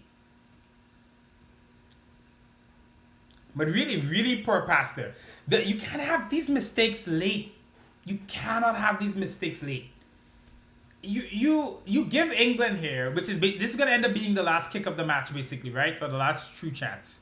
You allow England to throw John Stones and Harry Maguire up there into the box. Look at the back post, maybe try to get it back across the box. They have Declan Rice, John Stones, and Harry Maguire, players very strong in the air. This is just, how do you make that pass and lose the ball this late? And Roberto Carlos is going to whip this in. This would be really cruel for the United States, to be honest. They really do deserve a point at least. Harry Maguire, if he scores a winner here, he would deserve it. He's been the best player on the pitch for England. He's at the back post. He's trying to stay online. I'm watching him there with Sargent. All right, here we go. But that could be a decoy as well. Maybe they take it short to the top of the box. It's whipped in. It's a dangerous ball in! Oh! Is that John Stones or it was Harry? Oh, it was Harry Kane in the end. That was. It looked close from the first angle. Let's see from the replay.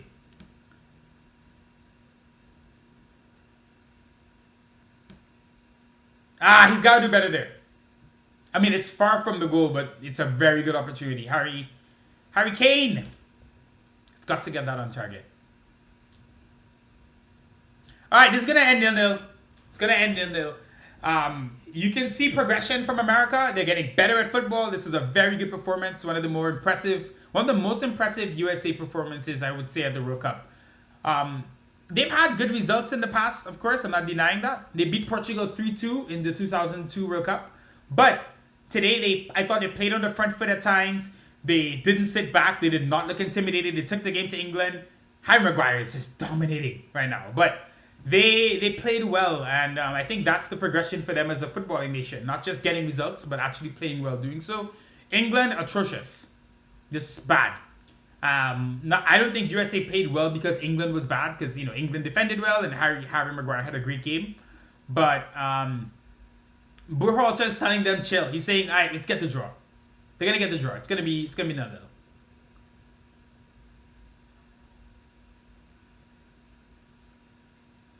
So this will be the last kick. Aronson in space or Reina. They get a throw in. Will they let the throw? Are they gonna call it? That's it. 0-0. 0-0.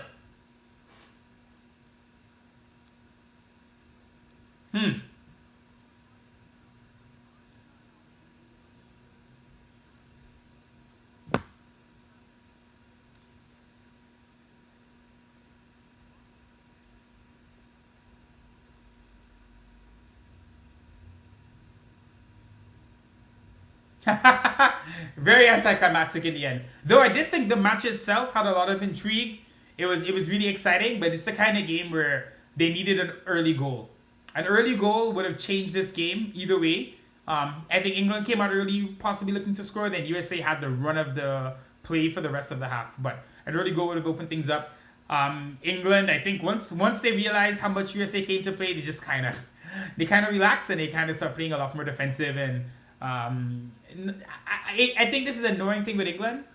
As you talk about the team and the players that they have, it just constantly feels like they just play down to the opposition or they play down to their ability. When they get into any situation where they're being challenged, they just don't really stand up and be counted. And I think that's what we've seen for them. Hydra, what's up, bro? Why didn't I tell you guys? I just decided to do it. I just put it on. I just went live. Obviously, a lot of people were watching the game, so not going to stream watching along with me. But I am definitely going to stream more for the World Cup. So I'll do more of these and I'll put like a post up so you guys can see it. Thank you. Glad it's good to see my face. I'm going to do more stuff with Facecam. Earlier, some people were mentioning it as well. 0-0. Best friends Mason Mount and Christian Pulisic chatting here. All right, so interesting match sets things up for the final game. I think this is Wales. Are Wales eliminated? I'm not sure. But USA-Iran will now be a really exciting match. Winner takes all there.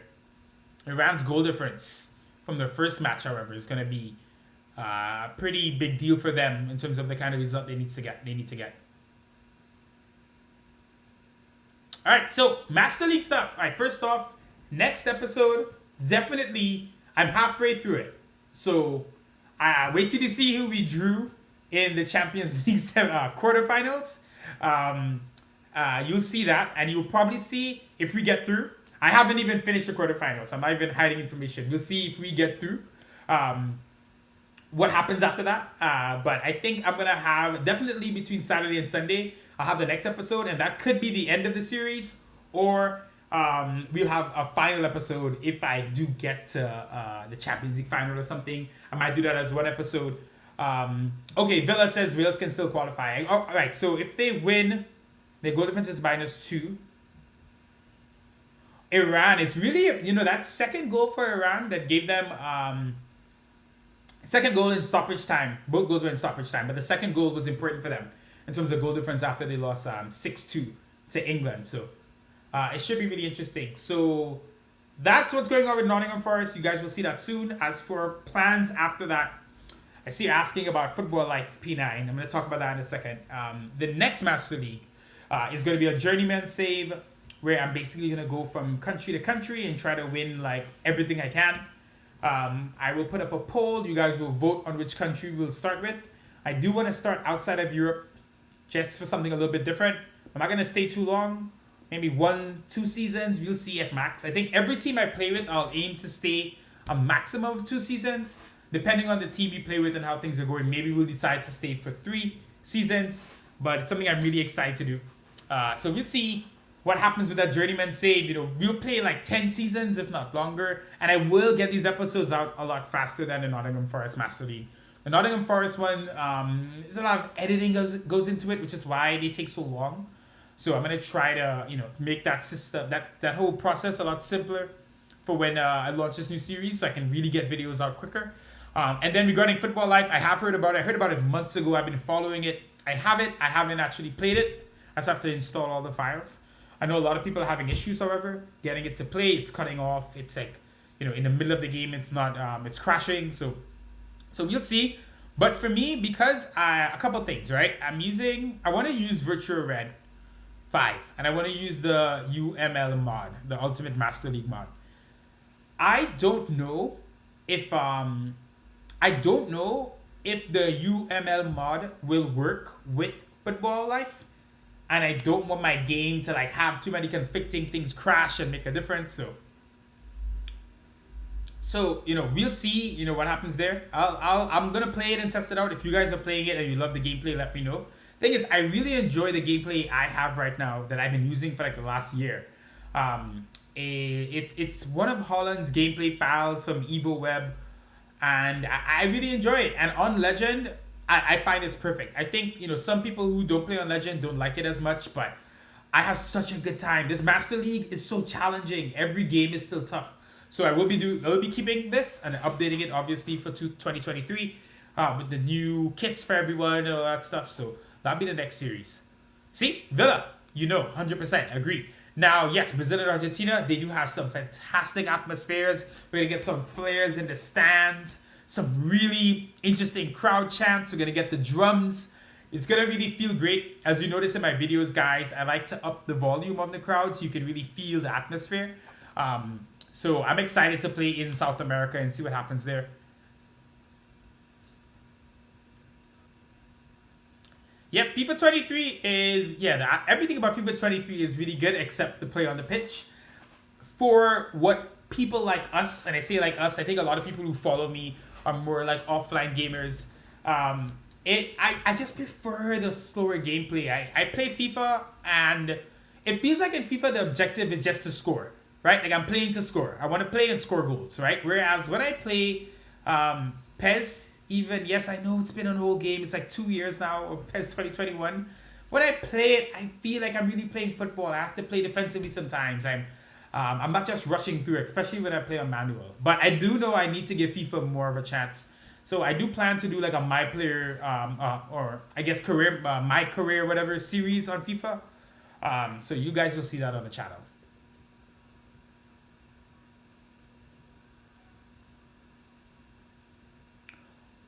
Which Wonder Kid are you talking about, Hydra?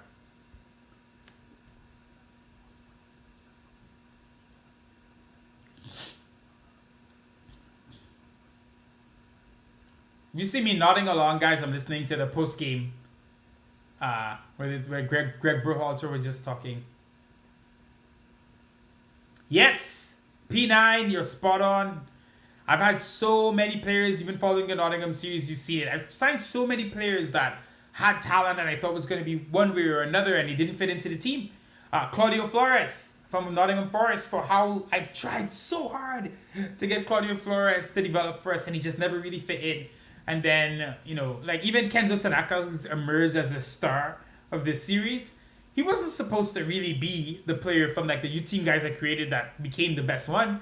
I thought Brandon Baxter, if you have to really be following the series to remember some of these guys, but I thought Brandon Baxter was going to be really good. I thought Junior Nkomo was gonna be like the best of the bunch. I even thought Gavin Barnett, he was like a holding midfielder I created. I thought all these guys were gonna be the best one, and Kenzo kind of came out of nowhere and developed so well. You know, over the career of the Master League, I think he's gone from like 72 overall to 85.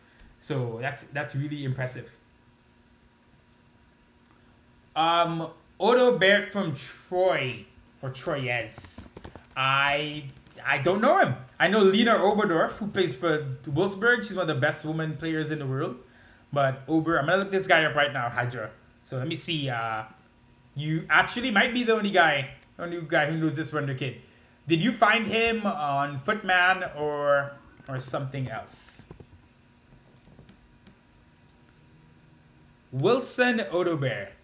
Okay, is he on loan from PSG? He might be. He's a right winger. Okay, he is 17. He's very young. And yeah, PSG. Oh, so he's actually been sold. He was on the youth team, however. So okay, we'll see. France is churning out just too much talent. You know, France has just a ridiculous amount of talent right now. Their programs are just doing so well at the youth level, and they're just developing so well. So they're going to be one of the strongest teams for decades to come.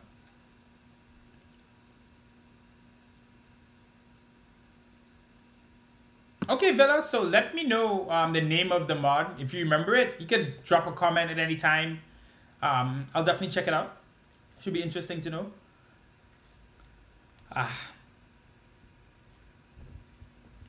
Alright, guys, I'm going to get off this stream soon. I'm actually going to go record right now some Nottingham Forest stuff. But I want to go live a bit more. Even just to talk about football, talk to you guys. I can set up even the live streaming for our... live streaming for some more gaming content. So we'll see. I do like editing the Master League videos because I like to put them together and have it be a really tight product. But maybe there's some fun stuff I can stream and we can test things out. I want to play some older games as well. And the only reason I haven't even done World Cup content yet on the channel is really because I'm trying to finish up the Nottingham Forest Master League. If you guys would believe, you guys probably won't believe this, I'm still playing Virtua Red 3. Yeah, I'm still... The Nottingham Forest Master League is on Virtua Red 3. So it's from months ago, right? Well, months ago, like 8-9 months ago. So that's actually what I'm playing for the Nottingham Forest Master League. And the only reason I haven't updated that specifically is I don't want to mess up the Master League because it's what's going on the channel. So while I have that there, I have a second hard drive where I put Virtua Red 5. It's there. I just need to update it with like 5.1 and some of the UML mods, which I will. So once I get that done, which I'll hopefully do in the weekend, then I will put on some World Cup content. I have some fun stuff I want to do in PES 2021 for the World Cup. So I'll do some stuff with that. And I will kind of progress from there. Facundo Buonanotte. That's funny, that name, Buonanotte. My cat has just come into the room. Yo, you wait. Come here. Come to the stream. Yo, this is my cat. Look at him. He's always in here. If you ever hear any meowing during a stream, it's this dude. He's coming in. Say hi. We love Kenzo Tanaka. We love Kenzo. Yo, Hydra, what do you want to ask me? Alright, get out of here. Twiggy's. Okay, Villa, I will check that out. I'll check out Twiggy's Fuma ML gameplay mod. I'm gonna wait till you ask me this question, Hydra, before I leave. I also have a lot of comments to respond to, guys. Some of them I know a lot of people want some of the kits I've had, and people want some of the like I wanna show you guys how to create Kenzo Tanaka so you can use them in a series. So you know we'll see what happens there. But I will get all that stuff out here after I finish the Master League. He is beautiful. I love my cat. He's a cool guy. Oh yeah, ask me, guys. Oh, by the way, I'm here. I mean, I'm gonna leave. I'll leave in 10 minutes. Ask me anything you want to ask me about anything you've seen on the channel or anything about like regens, youth players, any of the stuff that I do that you guys might ask about, but I haven't responded to. So I can definitely let you guys know like how I do some of the stuff, anything you're interested in.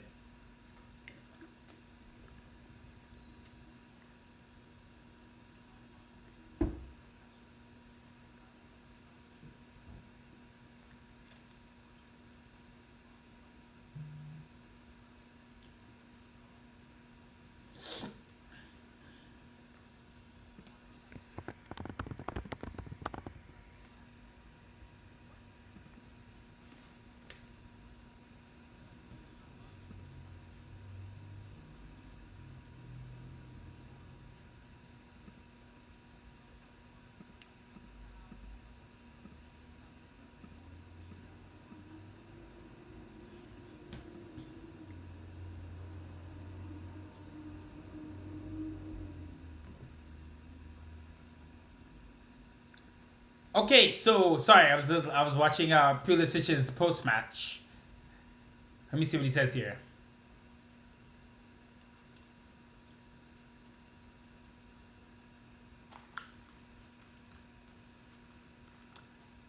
Okay, good interview. All right, so why did I stop doing the updated ratings? Yes, 100% right. A lot of the extra stuff. Take care, Villa. I really appreciate you, man. Hope all is well. I'll talk to you on Twitter. And have a good weekend. Hope you enjoyed your Thanksgiving yesterday, bro. And we'll talk again soon. Take care. Thanks for coming on. So Hydra, let me ask. So yes, I used to do the ratings, right? So you could see where players grew. And the thing is, for the Nottingham Forest Master League, it would have been so interesting had I been doing it because some of these, like Shelter Up is 87 right now. You know what I mean? Like if I had really shown like the progression of some of these players, it really would have been fun to kind of track. And I know a lot of you guys, you can see like when I show you the team match screen that the rating went up and stuff like that. So it's something that I will do again for the new series. One thing I'm really excited about for the new series, and I think is going to be really fun for the channel, is, for example, right, in this Nottingham Forest Master League now, Kenzo Tanaka we're going to end it this season, but he's 23 years old. He has so much of his career ahead of him. He's 85 overall, and we'll never really get to see him just keep going on and on for season and season. So, you know, because I've already been running this for, I think this is the 5th or 6th season now. Obviously, you know, I took like a 4 or 5 month break. But it's gone on for a while. I get why like the views aren't as high because it's been a long time to be running the same series. But I'm going to finish it, so if anybody ever wants to watch it, they have the playlist and they can watch every episode. So like I said, I have 1 or 2 more episodes left. But with regards to losing my train of thought here, with the ratings, I will add this to the new Master League again.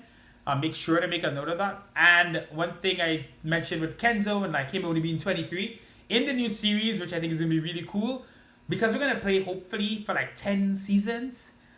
We'll see how we work with the regens and what happens there. But if we get to 10 seasons, we're going to really get to see players like develop and learn and grow and keep improving, which I'm really, really excited about. So I feel like I'm creating my own little football universe. So it'll be exciting because we could be at one team, right? Develop some players, and then we leave, and then we see what that player does. We see if he goes to a bigger team. We see if we bring him to the new team with us. You know, we see what happens to them. We follow their career over the period. So I'm really excited about that. And like I said, I will try to move a little bit quicker with this series, so you guys get the content out a little bit quicker. One thing that does take me long is I don't really like simulating any matches, right? So I don't necessarily in the Master League, like say, okay, these are like 4 smaller games. I'm going to simulate these and play a big match. If I did that, we'd get through the series a lot quicker.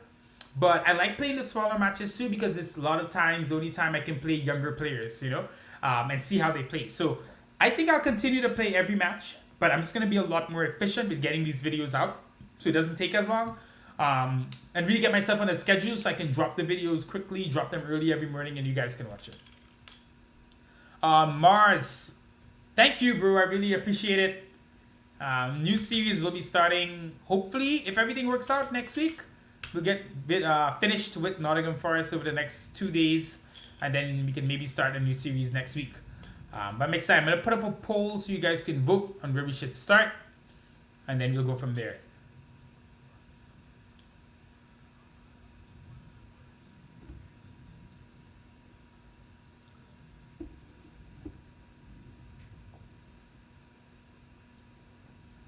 Yes, you remember Hydra? I did do the youth team backstory. That's so true. I used to even have that little halftime show, if you remember, in the Hertha Berlin Master League. I think in the new one, I will look to implement some more storytelling stuff. What happened, honestly, guys, with the Forest Master League? It's been going on so long. At this point, I'm enjoying it. Don't get me wrong, but also like for the channel, I'm trying to like get through it without as much extra stuff because I need to finish. So I just wanna like when I do the press conferences and the news reports, like that takes me just way more time to get the episodes out. So sometimes I have to kind of pick and choose. Like, am I gonna take more time and make this episode, or do I need to just kind of like work a little bit quicker? But I will in the new series kind of be bringing back a lot of the older stuff.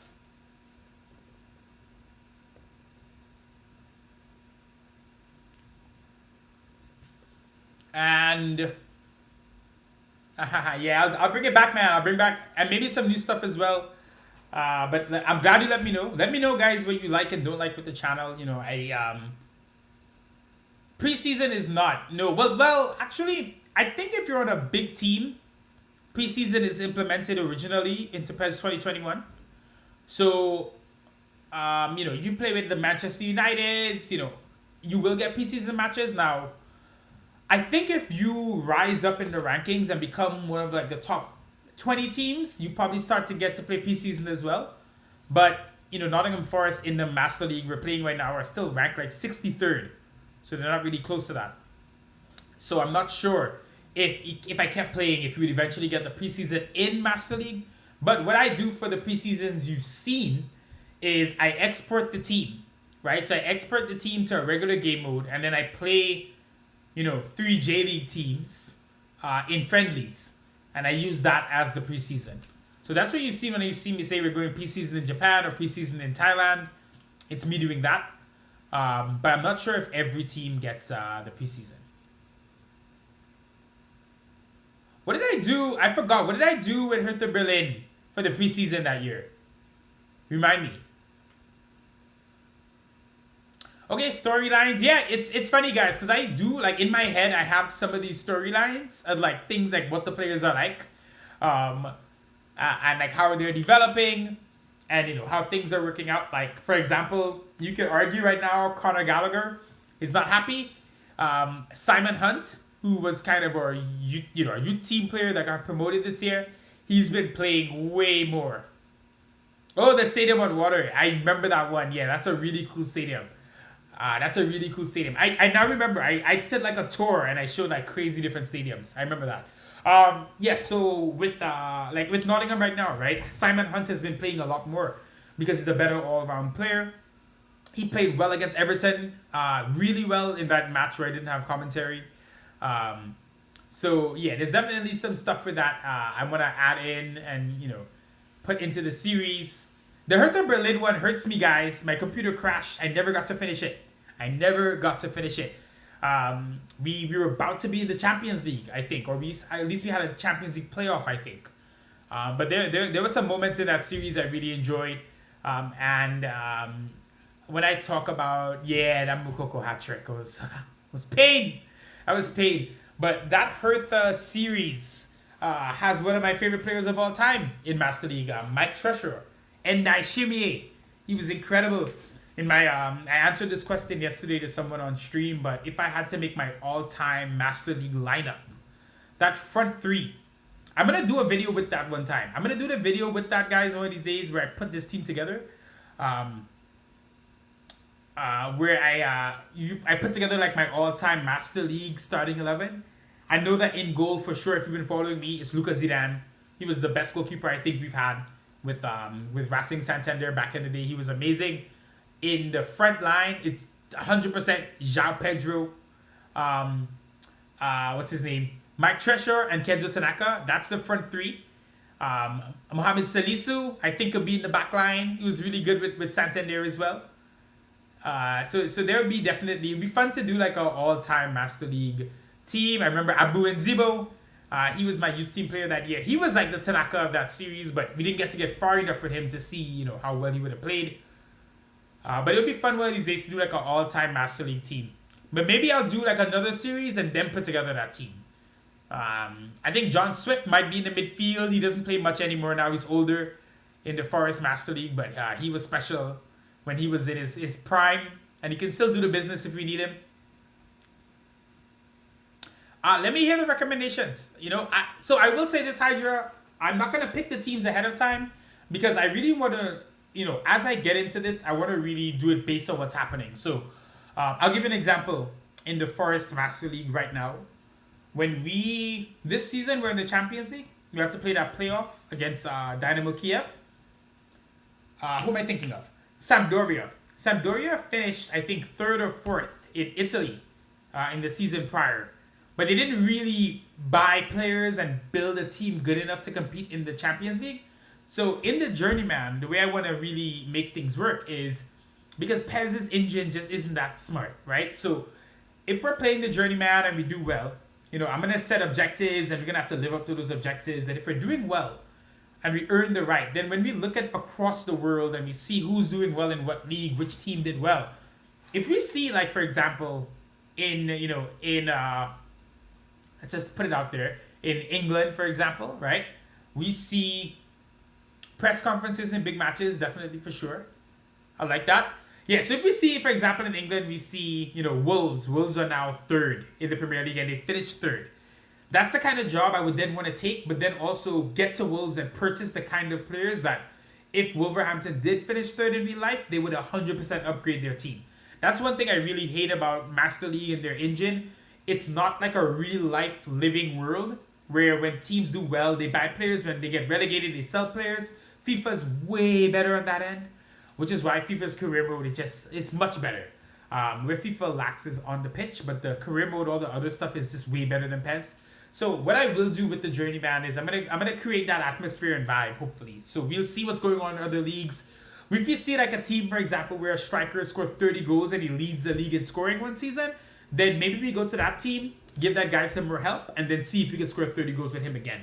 So we're going to have a lot of fun with this series, and because it's lasting long, we'll see teams rise and fall. We'll build up some teams, and we'll see how they do when we leave. You know what I mean? So even in this Nottingham Forest Master League right now, it'd be really cool to see if we kept playing. If I went to another league, went to another team in England, how well they did without me. How well would Tanaka do without me. So Vasco da Gama, Gremio. So that's Vasco da Gama. Romario played for them, if I'm not mistaken. Gremio, Ronaldinho played for them. Rosario Central in Argentina. I'm not sure who played for them. Palermo. Is Palermo in the game? Is Palermo in the game? Palermo used to have Edinson Cavani. Used to have Paulo Dybala. Used to have Fabrizio Miccoli. Pink kits. Palermo is such a fun, cool team. Is it that Hydra, did they just get promoted to Serie B this season? So maybe they are in Virtual Red 5. I'm hoping so. We'll see. Racing Club in Argentina, right? The blue and white team.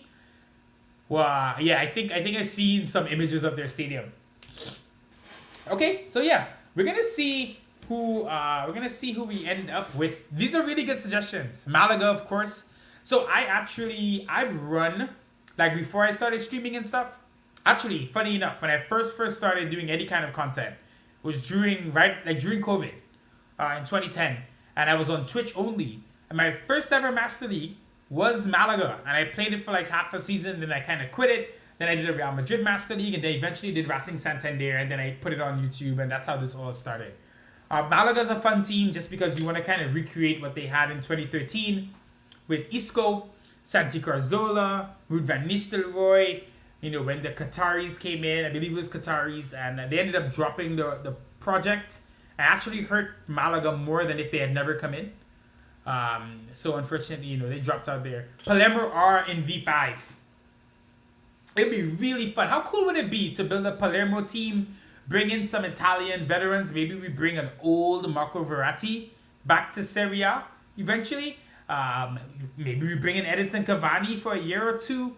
Paulo Dybala as he gets older. We could do a lot of fun things with Palermo. I would have so much fun designing kits for Palermo because that pink and black color scheme, I really like it. So it will be fun to see what we do with a team like Palermo. But we're going to see, like I said, guys, it's going to be based on how the Master League is going. I don't want to decide the teams ahead of time. We're going to see, which teams are growing, what the fans like, and then what controversies and storylines come up.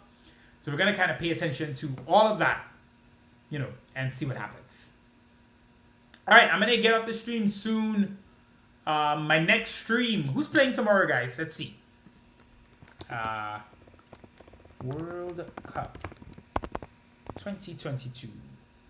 All right, so we have Tunisia, Australia, Poland, Saudi. Ooh, Argentina, Mexico at 2 p.m. This is going to be special. This match is going to be feisty. France and Denmark before that. France and Denmark play every World Cup, it feels like. So maybe I'll stream tomorrow, guys. I'll put a comment up. We can also do a thing where when we sign a backup player, it has to be less than 80 rated or a low 80. Fully agreed. If you guys notice, you have to give me credit. I really try to keep things realistic. You don't really see me just buying crazy players in Master League. Now, I will say for the final season here with Forest, we did buy quite a few players. But I think the season before, I probably should have, invested a little bit more in the squad. But two things I'm really adamant about when I play Master League, when I do my series. If a player is playing well, I do not want to replace them just to get a player that's higher rated. I think, then every Master League would have like the same types of players, right? I love the fact that in this Master League, for example, Omar Richards, who has been like a starting left back for us and a benching left back, and now he's kind of like this rotation, sometimes starting left back when we don't play Lucas Hernandez. He's 77, but he plays well. John Swift, he's now declined. He's 77. He still plays well too. So I don't want to replace players just because their rating isn't great. They're playing well on the pitch, and the team spirit is working. I love it. So I will 100%, kind of keep that going. In the future, I'm gonna make sure I do that, and we could put in some rules. We could put in some rules and do things like that. Hydra, you're wrong. Jude Bellingham is 90 overall right now. I think he's 90 overall if you go back to the last videos too. So he's already crossed 90. He's the highest rated player I've ever had in my Master Leagues. He was incredible to start the season, but actually I don't think he's been doing that well in the second half of the season. My best midfielder is Han Noah Masengo. It's definitely Han Noah Masengo. Tezo, you're my biggest fan. I appreciate you, man. Really nice to hear that. I know like Master League content on PES 2021 is not what people on YouTube are really looking for now. But I really enjoy what I do on the channel, and it's what I want to do, and I have fun with it. And as long as some people are enjoying it and they're having fun with it, I love it too. But I will be doing some different stuff as well coming up. But the kind of like long-term realistic Master Leagues are going nowhere. As long as there's some game out where I can do it, it will keep happening. Something that would make PES more realistic is making it harder to get a high transfer budget. Yes, so P9, you know what I do? I actually put the budget on low for everything. So when I start off, I have like nothing. Like it's actually ridiculous how low you have. And even now, like I haven't really made the money I should have made technically. As a team in the Premier League, you're supposed to get like 100 million a year. PES is really offered stuff like that. So, we'll see. Union Berlin, after we sold them 6 players, the team looks ridiculous. They have they have Ben White, they have Sulemana, I think they have Claudio Flores, and I know they have someone else as well. Had I continued this Master League, it would have been cool to go to Union Berlin and set them up the right way and see what happens. I want to bring up P9 because you're bringing up all the things that are unrealistic about Master League with PES. I have to say as well, what's super unrealistic, that sucks, is that the teams just do not play the higher rated players and they do not change their formation to fit players in. I think Noni Madueke, in the Master League, he went over to Stuttgart. And at Stuttgart, they have, Silas, Silas Katompa, I can't remember his name right now. It used to be Wamanguitua, I think. I'm going to find his name now. I forgot it. Silas Katompa Mbumpa. Yes. But I know they just call him Silas. Both him and Madueke are on the team. And because they both play right wing, one of them is always on the bench. Now, sometimes they're smart enough to put one of them as center forward. But in real life, you would immediately make the next one a left winger, right? And play 2 good wingers. So it's annoying sometimes when I sell a player and then I see them at a new team and they're just on the bench dying away, right? So it sucks and it makes it unrealistic. But I usually actually try to sell players to teams where they will get playing time, and they will fit into the lineup. Like Harvey Westwood, who left us. Well, that was a release clause. We couldn't do anything about it, but he went to West Ham, and he's been starting for them. So that's been good. Am I going to do the bow? I will do. Okay, so I'm torn on Become a Legend because I enjoy Become a Legend a lot. Like, it's a shame I've never finished the series because I enjoy it. It makes it feel like maybe I don't enjoy it, but I really love playing Become a Legend. It just never does that well on the channel. People just aren't as interested in Become a Legend. So I will do probably a FIFA My Player one. But, I will do a FIFA My Player one. However, I'll see. I will do some little kind of Become a Legend stuff. Like, maybe I'll do like one season with a legend and things like that. We'll see. If the database lower... Yes! How amazing would that be, P9? Could you imagine? Like, who had a doubt? Like, okay, Claudio Flores, right? His potential shooting through the roof. Right now, he's still on schedule to be a 91 overall player by, like, the age of 22. It's ridiculous, right? But he's not played well for us with Forest. So his potential should have been lowered. It should have gone down. And then a guy like John Swift, he's declining now. But Swift has kept his level up for years. He should have stayed at an 80. He should have gotten up to 80, 81 and just stayed there. Yep, you're right. 100% right. I would love to develop, like, I have so many ideas of exactly what you need for, like, the perfect offline Master League experience. But PES doesn't care about Master League anymore. It doesn't bring them any money. So they don't care. Hydra saying to let me rest. Jonathan, let me ask you this, because I feel like you definitely want to see a big league again. You want to see, or you want to see a Master League with a big team. I think while I would like to do that, I do think I'm gonna do the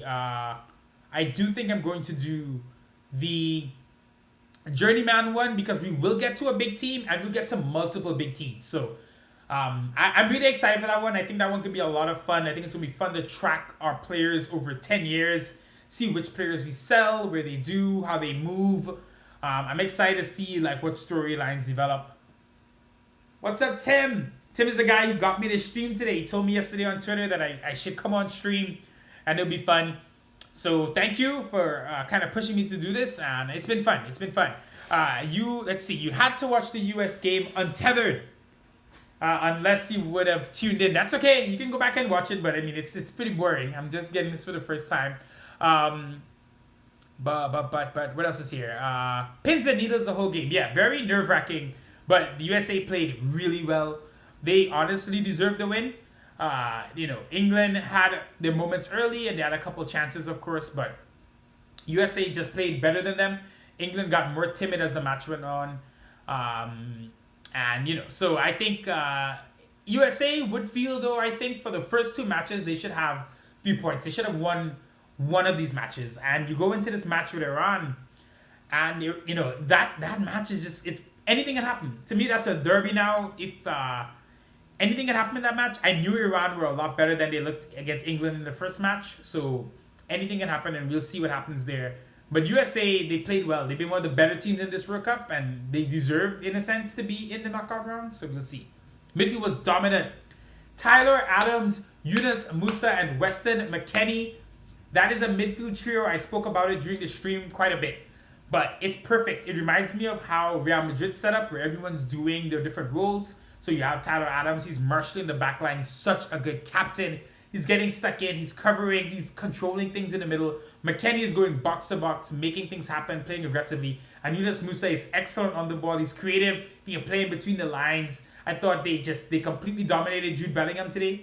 And they looked really comfortable. That USA midfield is young. They're all under 24. They have to stick together. You need to let that team, and Brendan Aronson coming in late, he can be the fourth guy in that midfield. That's a lot of talent there. USA, their biggest struggle to me historically has been quality on the football. They would have one or two guys that were technically proficient.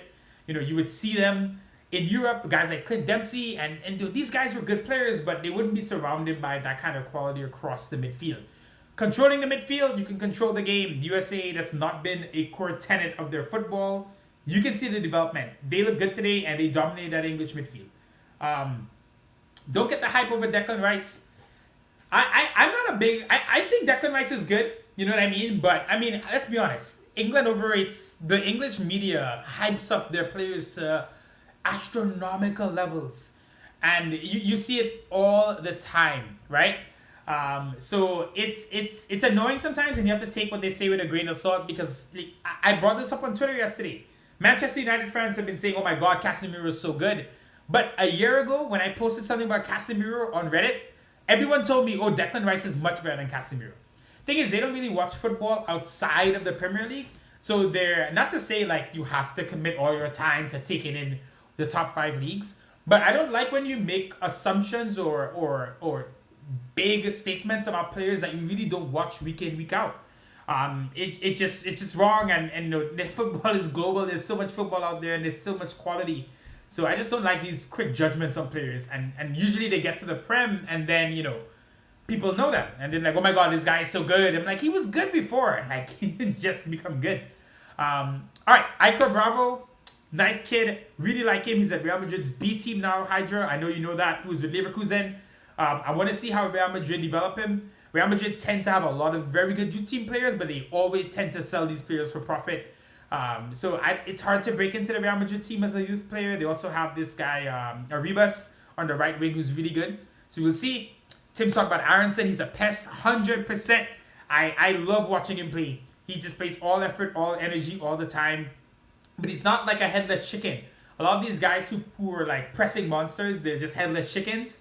Aronson has a little bit of that in himself at times, but he's good on the ball as well. You bring him on in these World Cup matches, and he's just going to be a menace later on. Let's continue here. Rice hasn't even played in the CL. Yes, and he's getting... They talk about Declan Rice like he's done so much. You know what's crazy?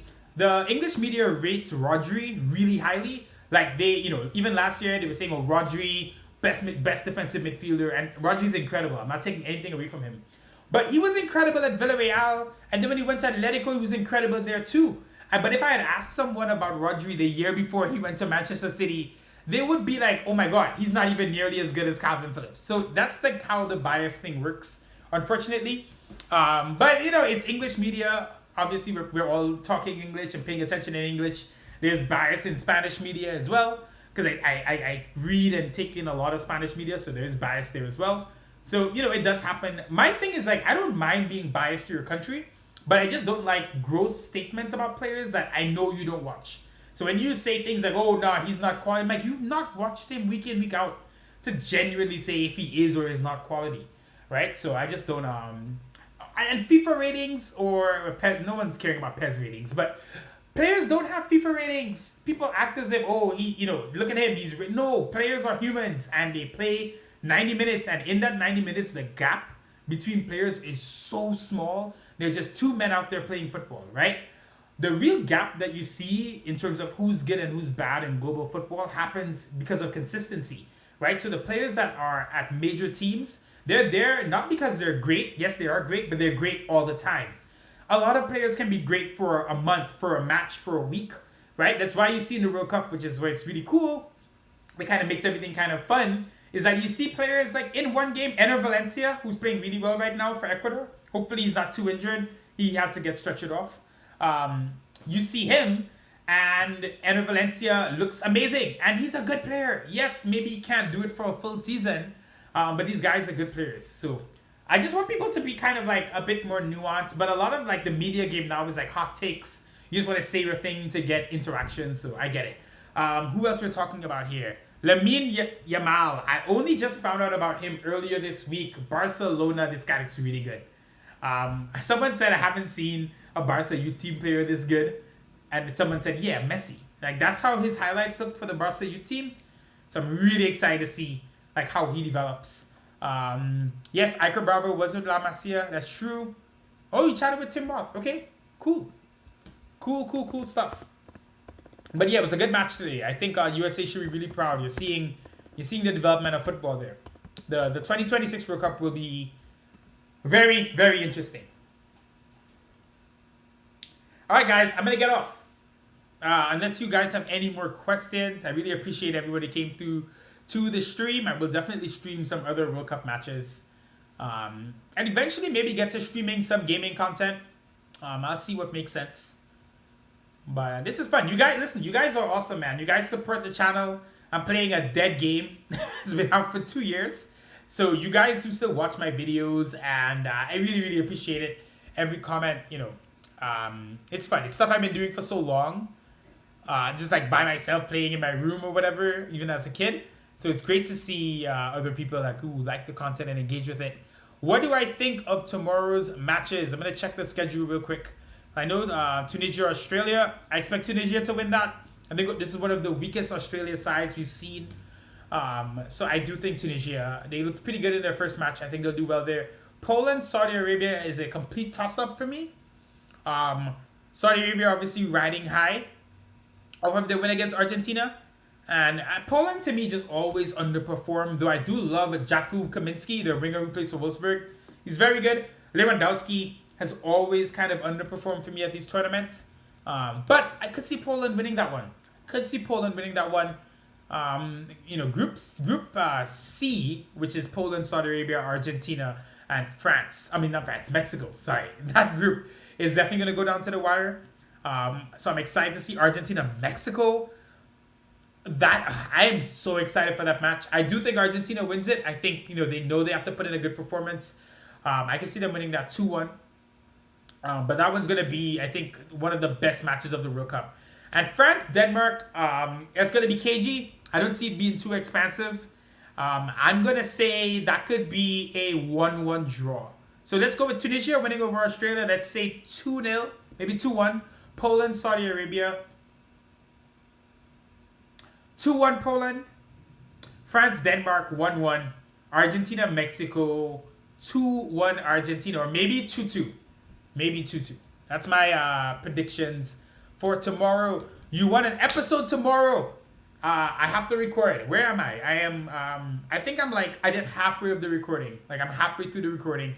So I possibly could get an episode up tomorrow, but it definitely will be done by Sunday. I have to get this Master League done this weekend, guys. So I will do my best and maybe get it through. ML playthrough. The thing is, guys, I play 20-minute matches. I don't think anyone wants to watch me play 20-minute matches. They're long. Like I enjoy playing them off stream, like when I'm recording and it's fun. But I feel like for recording purposes, it will be so long to watch me go through the 20-minute matches. So I'll see. Maybe when I get to the FIFA content, I'll start streaming like some more stuff then. But you know, we'll see. Pulisic will be deadly if he matched up his creativity with his end product. 100%. 100%. I thought Pulisic, I think sometimes he also dwells on the football too long. He makes like some good initial moves, gets in a good position, but it takes too long to really like release that final pass. So that's that part of this game. He has to unlock. He also has to be more clinical. So, but I think even his chance today, like he couldn't do much better there. That was not an easy angle. It's a left-footed strike. Had he scored, it would have been an incredible goal. So I just thought as the game went on, he got a bit fatigued. I don't really love some of the I don't think he was making decisions as quickly as he needed to in the final third, but he's the USA's dangerous player, so I really like seeing him. He had a good match. Maybe I can try FIFA 23 and find a way to make it realistic. I possibly can. You know, there's a lot of like talk about how to do full manual stuff on FIFA. I know the True Bits has posted some stuff about it. I know the sliders really allow you to kind of affect the game and do some different things. So I will experiment with it, I guess, but I don't know. I like FIFA as a kid. I just don't know if I'm ever really gonna enjoy it. And the thing is, yes, I could play FIFA, and I know if I play FIFA, I'll get more views and more people will watch the channel. But I'm not gonna enjoy it as much. So I don't, I really care too much about like the whole YouTube trying to just become a big YouTuber thing. I just like having like a cool community that likes my content and likes watching realistic career mode stuff and likes being involved. So I might try FIFA. Maybe I'll do that on stream. We could do that together. We'll see. So we'll see what happens there.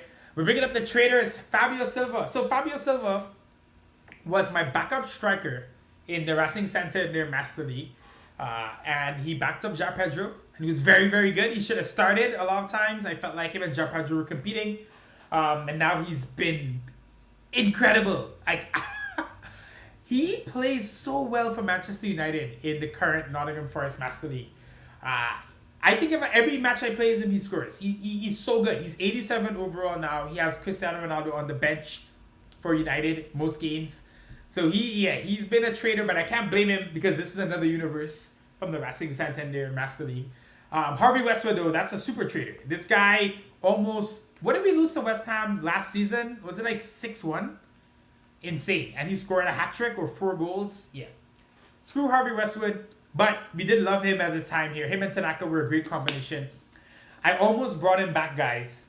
I want to know what you guys would have thought about that. Before this final season for the... for this Master League, for the final season with the Champions League, I was really considering bringing in, what's his name? I was going to bring in Westwood and Alex Mighton, to kind of bring things all the way home, which would have been fun. But I did bring back Brennan Johnson to, let him play for us, and he's been good. But I was thinking about bringing back some older Nottingham Forest players. Yes, so that's one thing I think I will do with FIFA. Some of the offline stuff, I really do, the offline career mode stuff where you don't really play the games, but you go through like rebuilds and stuff like that. I really do enjoy even watching those kind of videos. So I actually think that's something I want to do on the channel and kind of get used to it. There's a lot I have to do because you have to like set up youth team development stuff. You have to do training stuff, and then the transfer stuff is way more complicated than PES. So I have to kind of like, there'll be a learning curve there. It'll take me a long time, but that's something I would love to do on stream, and then maybe edit those videos, put it up on YouTube. So we'll see. Yes, a realistic thing about PES, you don't play against the same 11 every time. That's true. That's definitely true. You teams will mix it up. I think the computer picks their teams, the AI. In Master League, they pick their teams based on the form. So that's sometimes, right? So you guys know the form arrows and how they work. I think someone broke it down to show people. But basically, the old games like PES 6 and stuff like that, you used to get a book, and the book would show you like what percentage change the stats undergo when the form arrows are up. So when the form arrow is like all the way up, that player in that match they're like 15% better in every stat. So sometimes you'll see me like play a player in my Master League that is not that highly rated, but in that match, even if he's technically rated at like a 77, in that one match he might be like 85 because his ratings, he has like Khalil Youssef, if you remember him, who played the young French attacking midfielder. Some matches he's on a high arrow, and his dribbling stat is basically 99. So I think the AI, what I can kind of surmise from playing is that the AI definitely goes in there and they pick players for some games based on their form, which is why sometimes you play Master League and you'll notice some random player on the AI has a hat trick or he's playing so well and it doesn't make sense. Chances are he has great form in that match. I've experienced that with guys like Ollie Watkins against me. Now you can't see their form, but you can tell when a player just looks a little bit better than they should. Sometimes it's scripting, but sometimes it's genuinely them being on good form as well. Possible date for the Journeyman, definitely next week. The plan right now is to, right after this, go record the Nottingham Forest Master League and hopefully get through I have to edit it tonight, and then, so maybe, we'll see. I'm going to work really hard. I'm really trying to get it done, guys, because I want to get to the Journeyman. I'm excited to do something new. So, all things work, Hydra, I'm going to try to get it next week. P9, you're out. Appreciate it, bro. Thanks for coming on the stream. Thanks for your questions. I really appreciate it. But Hydra, I will do my best to get the Journeyman out next week and get the poll up. But you know what? I'm going to leave. I'm going to go to the Nottingham Forest Master League right now. Let's see how Kenzo Tanaka ends things up. I would love if we could get deeper in the Champions League, but when you guys see who we drew in the knockouts for the quarterfinals, you'll see why maybe our journey could be ending early. What league would I start the Journeyman in? So I don't want to do Asia, only because I did the J-League with Nakatao in my Become a Legend series that I didn't really finish, but I did the J-League there. With what else is there? Europe, I don't want to do any of the big leagues to start. So I could start in a smaller European league, But my one reservation about the smaller European leagues is then I'll never go to South America, if you know what I mean. Like, because I'm not gonna leave. Let's say I go to Denmark, right, and I do really well with Aalborg. I think is a Danish team. Maybe that's a Swedish team. Let's pick a Danish team that I know, Brøndby, right? Let's say I do well with Brøndby, and now we're in the Europa League and we do well, and I get a job offer in Italy, Spain, whatever. Then that's the next logical step. However, if I start in South America, then I could probably start at a small South American league, maybe Costa Rica, but maybe I'll just go with Argentina or Brazil. Start there. And then however what I do there, then I could go to maybe a smaller European league, and then maybe I can end up in a place like Turkey, and then go from Turkey to Germany. And like, we're going to really see as we play this series what makes sense for the manager that I pick at that time. I'm going to pick one of the managers in Virtua Red 5. If you guys have an idea, if you're still here watching me talk, if you have an idea of which manager you would love to see me use, let me know. It'll be fun because we're going to basically run that manager's career. So we're going to pick like a cool manager we like, and give him like a challenge for the next 10 years or whatever. He's got to win all these trophies in all these different countries and try to match up to the resume of some of the great managers of all time. Maybe like Zidane, we could have a Zidane challenge where we have to win 3 Champions Leagues in a row, and maybe we make it even more challenging where we have to win it with 3 different teams.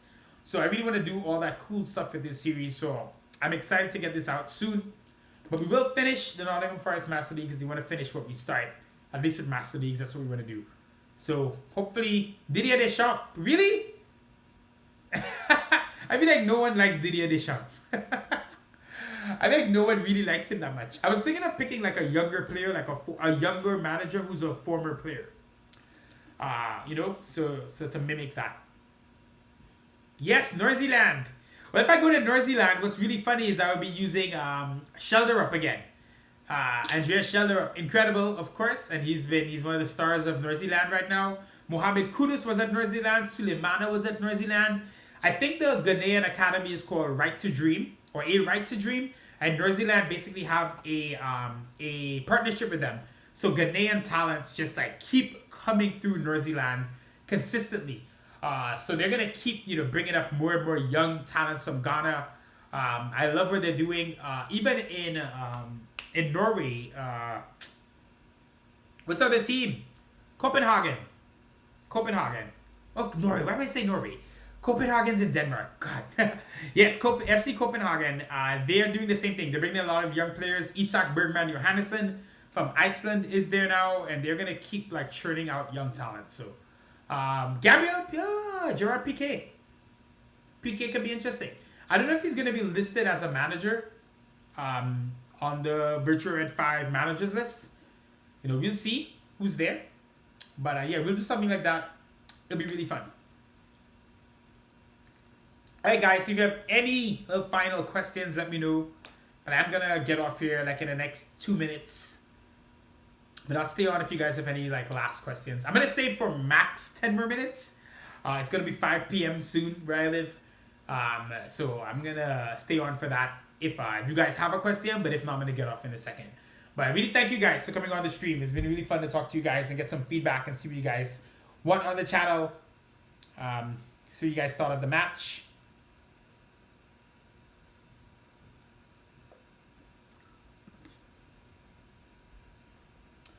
Yes, the Rooney guy, he's really young. I think he's their biggest. Isn't he like 16? Jonathan, I think he's like 16, right? I recently heard about him like past few months. I think he seems like a huge talent. Some of these guys, man, breaking in at 16, playing well, it's so impressive to see. A lot of the young talents today are just so mature in how they play. That's what I love about Schelderup. Watching Schelderup play, he's gonna be something. He's gonna be something. I love you guys too, man. All right, that's it, guys. I'm coming off. Appreciate it. Appreciate the support. Let me get to recording some Master League so we can get this stuff done. And I will think about coming on tomorrow and doing maybe the Argentina-Mexico game. So maybe I'll make a post on it so people can come, so know that I'm coming on. Like I said, I wish I could like show the game in the corner of the screen or something, but obviously I'll probably get like flagged for that. So I will definitely do a little bit more streaming for the World Cup, and I'll eventually get to streaming some gaming stuff too, as well. All right, guys. Peace, Tim. Thank you for making me do this. I appreciate it. It's been fun. Take care, guys.